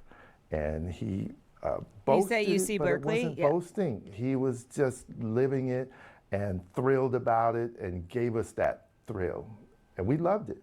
The 60s changed everybody's attitude and folks wanted something new. And when you wash it all out, you can look at what Sly Stone did. And basically what you see is there's American music before Sly Stone and American music after Sly Stone. Sly and the Family Stone's music is, it's pure soul singing. It's gospel energy. It's this ferocious attack of joy that comes at you sonically, and then musically with chords and hooks and melodies that are so densely packed, you don't realize you're being overtaken by it. Sly Stone's legacy is a regional legacy of the spirit and music of the Bay Area, a collective sense of possibility and excitement and exhilaration that is possible in the music and in the daily life when people come together and actually live this democratic ideal of this land. The legacy of Sly Stone is something that folks will be looking back towards for generations to figure out, how is this done? How can a music experience take me higher and elevate my entire soul? Sly's legacy is that. Sly's legacy is that. Funk saved my life. May sound stupid, but it helped me get the confidence in myself to leave an abusive situation. Thank you, James Brown. I don't think that sounds stupid at all. I think that speaks to, honestly, that speaks to the power of art. Like music does heal. It inspires. It can change your life.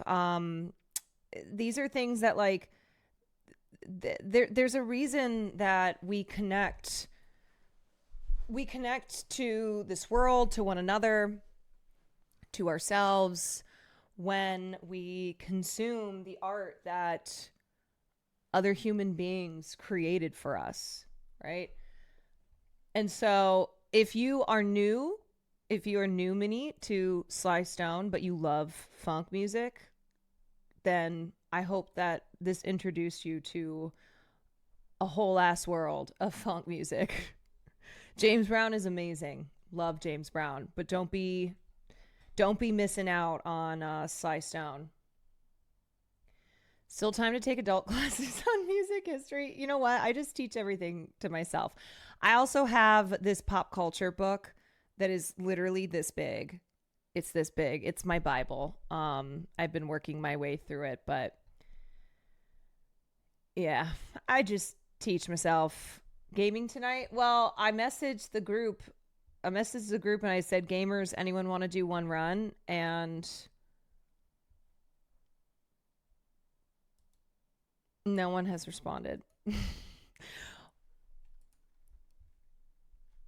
No one has responded, sadly. What is the book? It's called With Amusement for All, A History of American Popular Culture Since 1830. So 200 years of the history of popular culture. Nandre just messaged me and said 15 minutes. Okay, 15 minutes, and then I get to do one run. Got some Sly vinyls at home. Let's go. Let's fucking go. There's gonna be a lot of people from different countries. Oh wait, I didn't even see what Eli Roth said. I didn't want to ruin the vibe. I didn't want to ruin the funk. There's a global march to Gaza happening. We opened the call for people to participate. We now have over 54 countries represented. Look at that global solidarity, man. This is not just something that just a bunch of white people thought. We responded to a call that came to us from Gaza. Global March to Gaza's campaign lead organizers said the campaign was launched after Gaza's Independent Workers Committee issued a formal appeal for solidarity action at the Rafah border. He also described close coordination with the Freedom Flotilla and Samud Convoy, calling the collaboration essential to building a truly global response. Let's fucking go. Both emphasized the need to unify global efforts under a single aim. All right, all eyes will be on this, should be on this. Fuck Eli Roth. You know what? Eli Roth almost killed me and Farley. So yeah, it is fuck Eli Roth too. Not just for his heinous takes, but also because he almost killed me and Farley. I saw the videos from them traveling. I actually cried so hard today, but like for the hope instead of the sadness, because I feel like I had lost my hope in humanity. Yeah. You know, it depends on the day, right? Some days you feel like all hope is lost, and other days you feel like actually maybe we can do this. And that's why I do think, look. Oh, you guys don't know about Eli Roth. Oh, you forgot about that. Okay. Well, before I say what I was about to say, one time I was walking Farley, and there was this intersection where I used to live that people would notoriously, they would just speed through the stop signs. We call it a California stop, where you don't stop at a stop sign. But this big Escalade I saw, and I was like, I bet you they're not going to stop at the stop sign. So I was halfway in the crosswalk, and just to be safe, I pulled back. Of course, this Escalade blew through the stop sign. It was fucking Eli Roth. It wasn't even slowly rolling through. It was just blowing through the stop sign. I was like, uh-huh. Yeah, man. If I did not operate under the belief that I was always going to get hit by a car, then I would have gotten hit by a car. Just ran that shit. Anyway, what I was going to say is, you know, I think there are a lot of lessons to take from the 60s, not just in the world of music, but also in the world of protest, because I know things seem really bad, and I think our memories are a little spotty when we look back on the 60s era, where we know it was bad, but it's also like, yeah, but look at all the, all these people came together, blah, blah, blah. It was bad. It was so bad. Imagine the Jim Crow South. Okay, segregation was legal. It was protected by the laws. And if you went to the cops, if you went to the judges, if you went to politicians, they were openly segregationists. They were working with the fucking KKK. Now, you might go, well, is that much different than today? Yes and no, okay? The systems of, the institutions in this country, of course, still protect power. But, like, it was so oppressive. It was smothering. And yet people fought for progress, and they did achieve it. And the way that progress works is it does not happen all at once, and progress will be achieved, and then we will, seem to take a step backwards, a pendulum swings, etc. But I think, like, remembering that the KKK was just openly going into these towns and lynching people, setting churches on fire, that the racism was so explicit, like, truly all of the legal all of the legal and law enforcers were working in tandem with these extremely racist hate groups. Yeah, just bombing churches. So, I think I think it's always a reminder to, like, take those lessons from the 60s, not just on how people protested, but also how, in the face of the impossible, that they did it, that they still made things possible, And I'm sure there were a lot of people who felt like, this is never going to be achieved in my lifetime. Like, this is always how the state of things are going to be. And we are far from a just world, but progress has been made. And the sentiments of justice for all and the importance of solidarity, like, those things have never changed. It's an example of what is possible. Absolutely.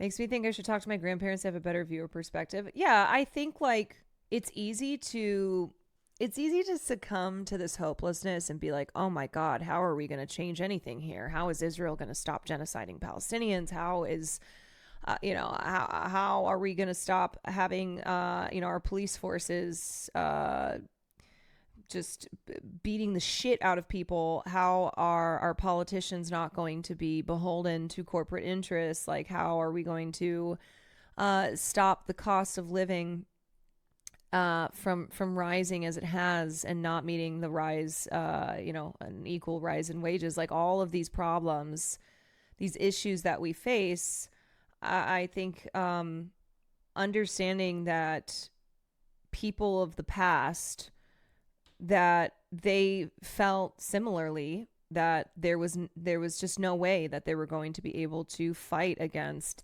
the oppressive systems, that they were going to win against power, and yet they persisted, and many wins were had. There was a long period of time where the idea of civil rights for Black people seemed seem just utterly impossible, just like baseline rights, you know. And yes, the powers that be figure out ways to continue to continue to use our systems to racistly oppress marginalized folks in this country. But I think the spirit and the fight is one that we as this generation cannot give up, because these are not new problems. Got my Jewish therapist to openly take a stance on her social media against Zionism. She was a Peace in the Middle East type. Peace in the Middle East. Who had no idea what was going on. Baby steps. Yeah, it's all baby steps. Jesus Christ. I'm looking at photos of downtown right now, and it's just like a line of cop cars down the block. But again, you know, inhibit the spirit of past revolting against the systems. KK, I'm ready whenever you are.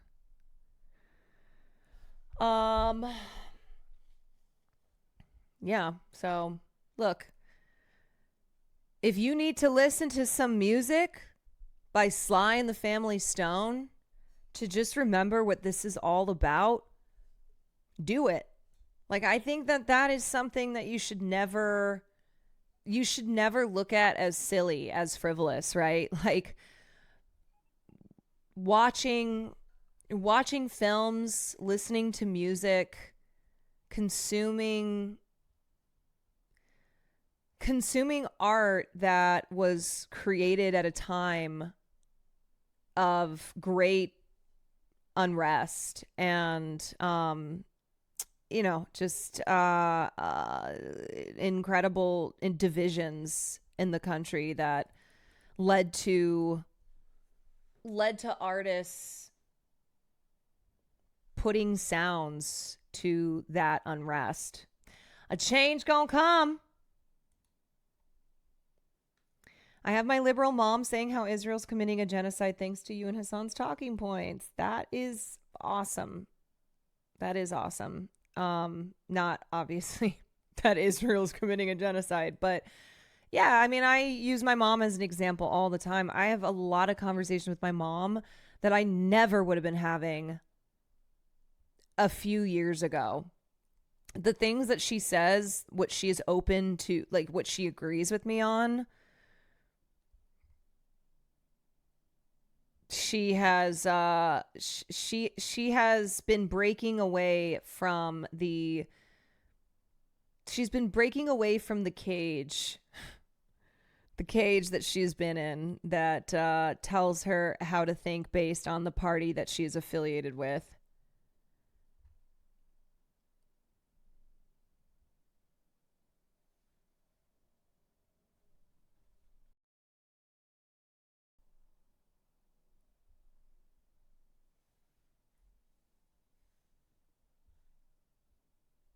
I remember in college, my professor reminded us that it was normal that more than half of us in the classroom would not be here. Yeah.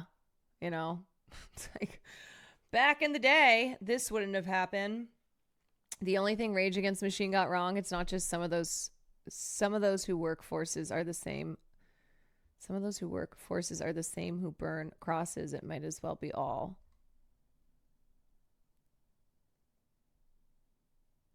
My mom watches Hasanabi with me. I looked at me and said, Mini Kitty, I need to change some of my views.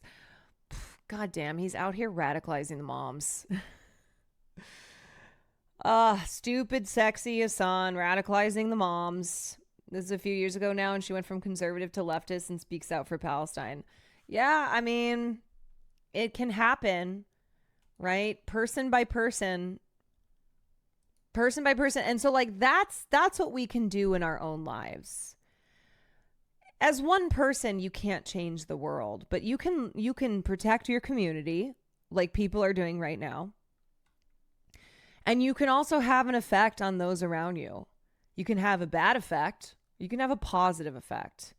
You can help people reach the place that you have reached, right? You can help awaken them. You can be a part of their political awakening towards a pathway of solidarity with your fellow humans, you know?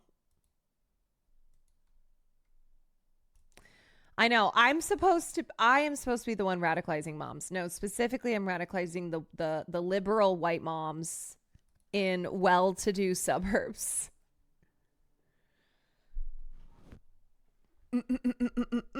All right. When the hell are these gamers going to be ready? Let me check in. Because I'm getting up in the morning to stream, so I don't want to be up super duper late.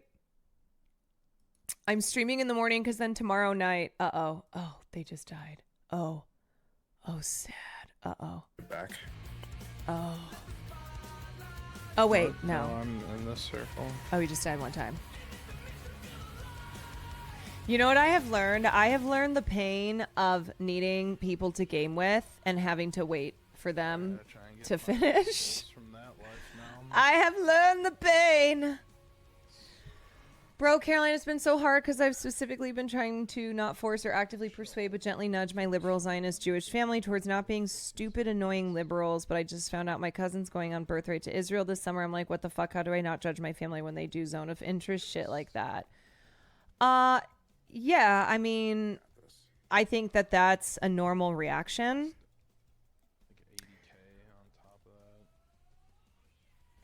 You know, it's tough. Family's tough. Sometimes you make inroads and then sometimes you don't. And some people have a harder time escaping the veil of propaganda. And I think it's remembering that, like, okay, I was once there too. Here's what helped me. This is what, you know, this is part of my journey. And like, it can be tough into it, but I don't know, man. I mean, like I have taken baby steps. I've taken baby steps with some people in my life who are not yet pro-Palestine, but have now gotten to the point that they're not pro-Israel, which I know it sounds crazy, but it is a step that they previously had not reached. Will? No.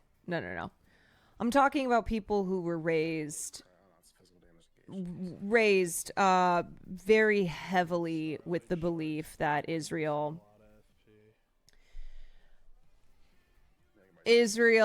is this great holy place. Yeah, that's very funny, Will.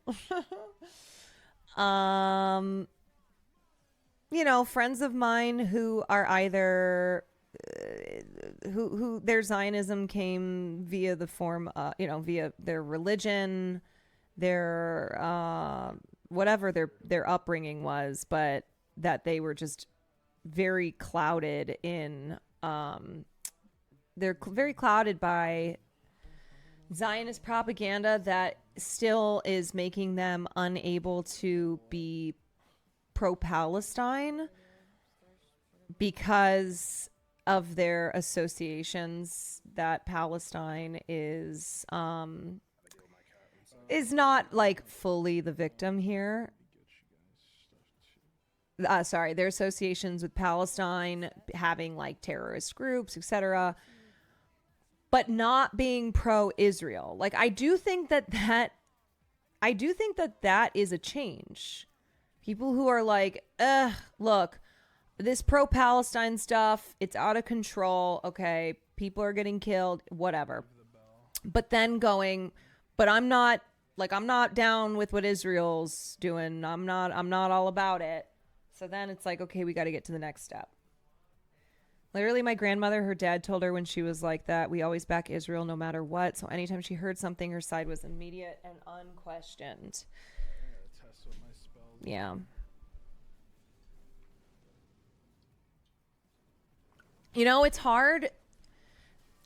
it's harder too when people have family, when they have like personal connections to the state of Israel. Like, it can be harder to remove them from that. Can be harder to like remove them from that connection that renders them unable to like fully see what's happening here. You know, and so I think a lot of people have tuned out because they don't want to have to reckon with this thing that they have been told their whole lives is this great moral thing. And so right now they're just kind of trying to tune it all out. Israel is an entire identity for some Jewish people. It makes it really hard to break the Zionist programming. Yeah, and I just think about like, had I been raised in a family, in a community that just emphasized from the day I was born that Israel is my protector, that I have to always, you know, Israel protects me and I have to protect Israel. And there is all this stuff that people are going to say, but that, you know, I can't listen to any of it and remember the very painful history that our people carry and all that stuff. And like having family or friends who live over in Israel. And so it's this like war that's raging within people because of their identities being so closely tied to this place. I feel that, but also I was actually raised more Zionist than my cousin. It's wild. That is wild. You know? I don't know, man. Some people, you just can't do anything, and it's tough. You've done what you can do. You've done what you can do, and you can't do anymore.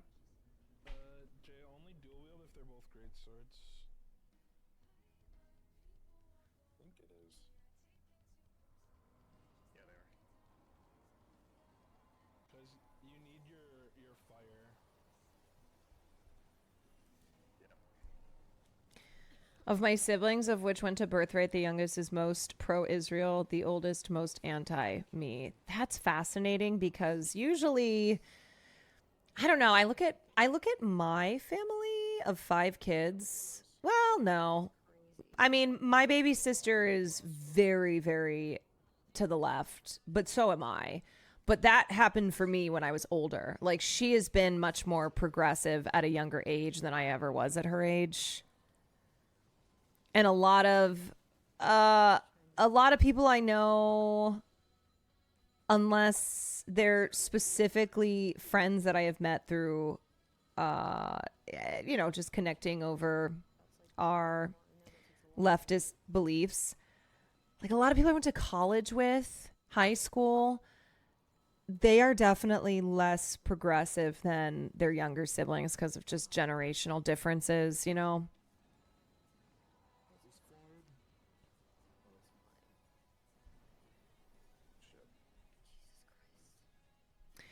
That's the crazy thing. My family's no Jewish heritage. My area was major 9/11 pilled.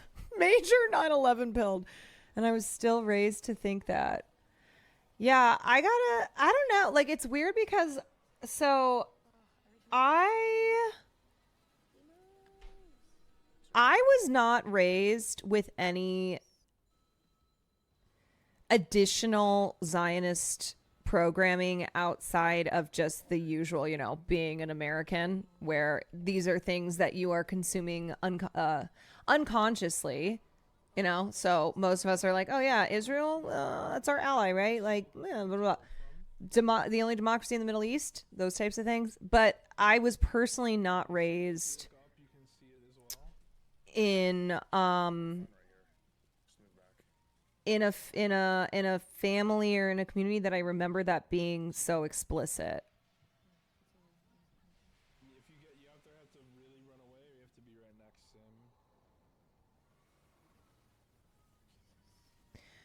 I just joined. Did you see Patty Harrison posted your video on IG? What? Wait, what video? I'm sorry. Excuse me? Hello? The Patty Harrison? Shut up. You guys, excuse me? What's going on? Is this... Patty Harrison, do you want to come on the stream? Wait, is this the video that everyone's been fighting in my Instagram comments and I've had to have my Instagram blocked, or I've had my Instagram notifications off the entire day? It's so funny because I never really have Instagram reels pop off that much in the way that I'll have a tweet pop off, for instance. I also don't really use Instagram much, but this video in particular where I just said Waymos are cops. Waymos are cops. I don't know. I mean, a lot of people are really mad too, but okay, wait. I'm looking up Patty Harrison's Instagram. Let me see. Holy shit. For people criticizing the destruction of Waymo cars at the protest, Waymos are covering cameras and are perpetually recording. It's not some conspiracy theory where Waymo is open about how they give that information to the police. Waymos were driving right up into the protest one after another. Anyone who is around one of these things is getting filmed the entire time. They have 29 cameras. Since the day I was born, I knew it was my God-given mission as a Christian to protect Waymos. I'm so deeply saddened about the robot cars that steal jobs and tattle to police, but I am not sad about people being abducted. I should speak on more things and issues.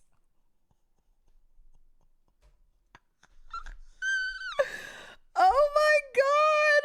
She's so fucking funny, man.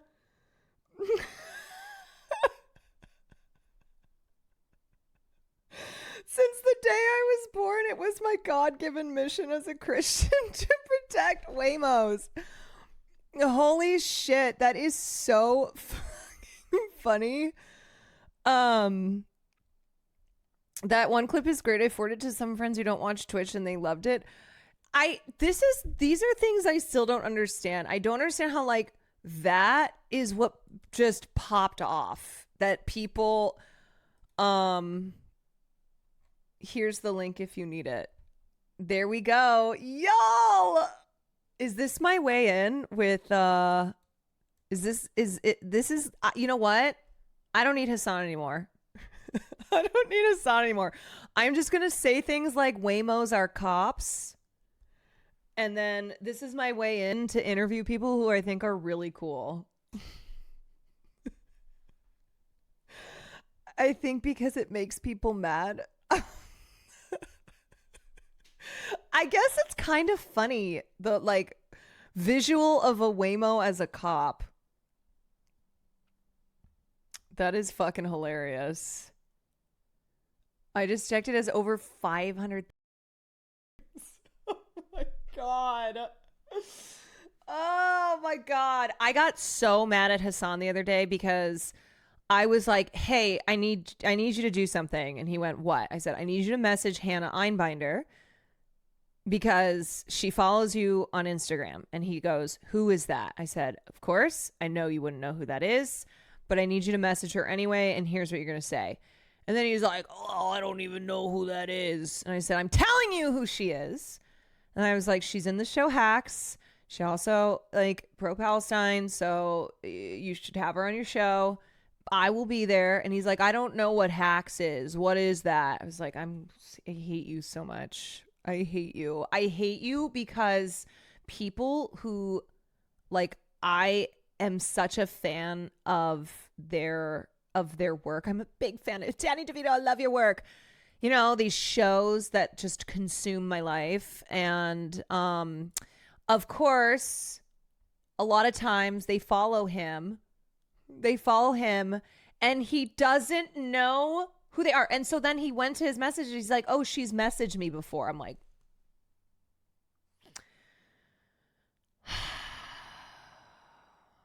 I hate him now too, actually. It causes me pain. It causes me so much pain. I almost took his phone. I was going to take his phone and be like, Cutie steals his phone to message celebs. Yeah, that's what they do. When he's like, I don't know who that is. One of them will just take his phone and message the person that they're trying to have on the podcast. Because otherwise his phone is like, oh, I don't know. Who is that? What's that? What is that? I know, and she's a Hasanami head. And I was like, dude, she will absolutely want to come on your stream. And she's so cool. She's so funny, super based, very cool, very talented. He can't keep getting away with it, except he does. He does keep getting away with it. Ah. Straight up unk status. I know. But I'm like, Hassan, Hacks is one of the biggest shows in town. Like, they won a shit ton of Emmys, Golden Globes last year. It's like a really big deal because I have to pitch things to him in a way that he'll, I go, so if you have Hannah on, those clips will go viral. She's really popular. I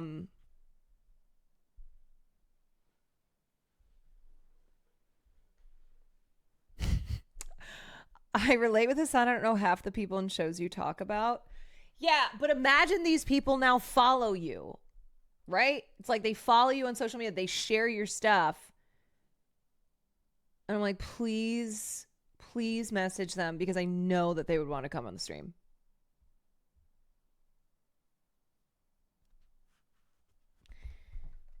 Oh, shit. Oh, yo, I'm going to drop. Oh, wait, what time? Ah! Butter. Oh, I'm here. Oh my God. I didn't realize that she had messaged me. Hold on. Let me call the group. Oh my God. Wait, this was 15 minutes ago. Yeah, I'm going to drop. You can have my spot. I just needed to try to beat this one, boss. I'm here. I started the call. I answered the call. Pre-gaming panic. Oh my God. See, what happens though is like if you don't answer right away, they'll start a new run.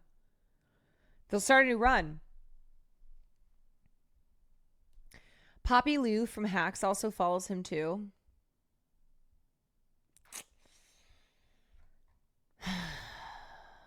Okay, nobody answered my call. Shit.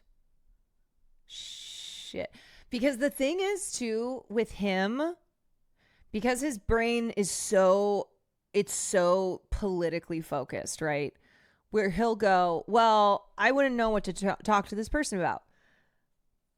So the show, The Pit, he at least has seen that show. He's seen that show. But he would have no desire to reach out to people on that show unless he could talk about like just politics. But I know that people who are on that show follow him because, of course, I go to their Instagrams to see who they follow, and I see that they follow him. And I'm like,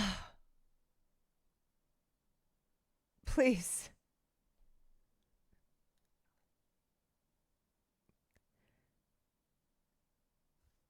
Lotta Glotz, thank you for the raid.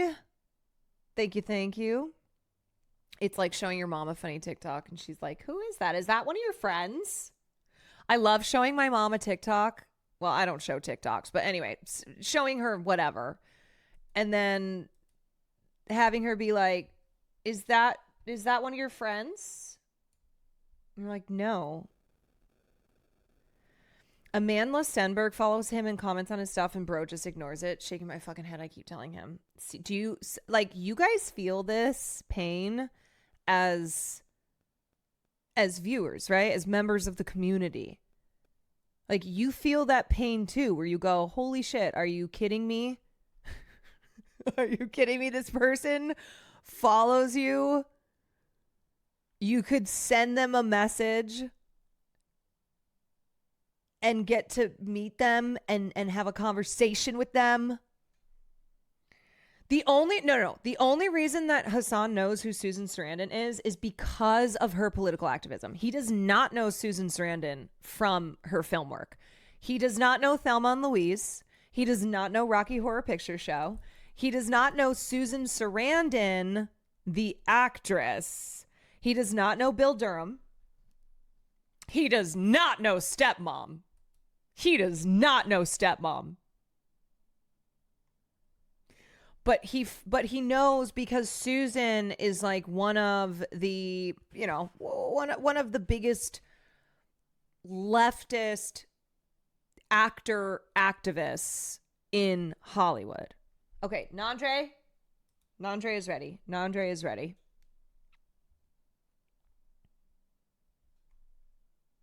He only knows her son because he follows him too.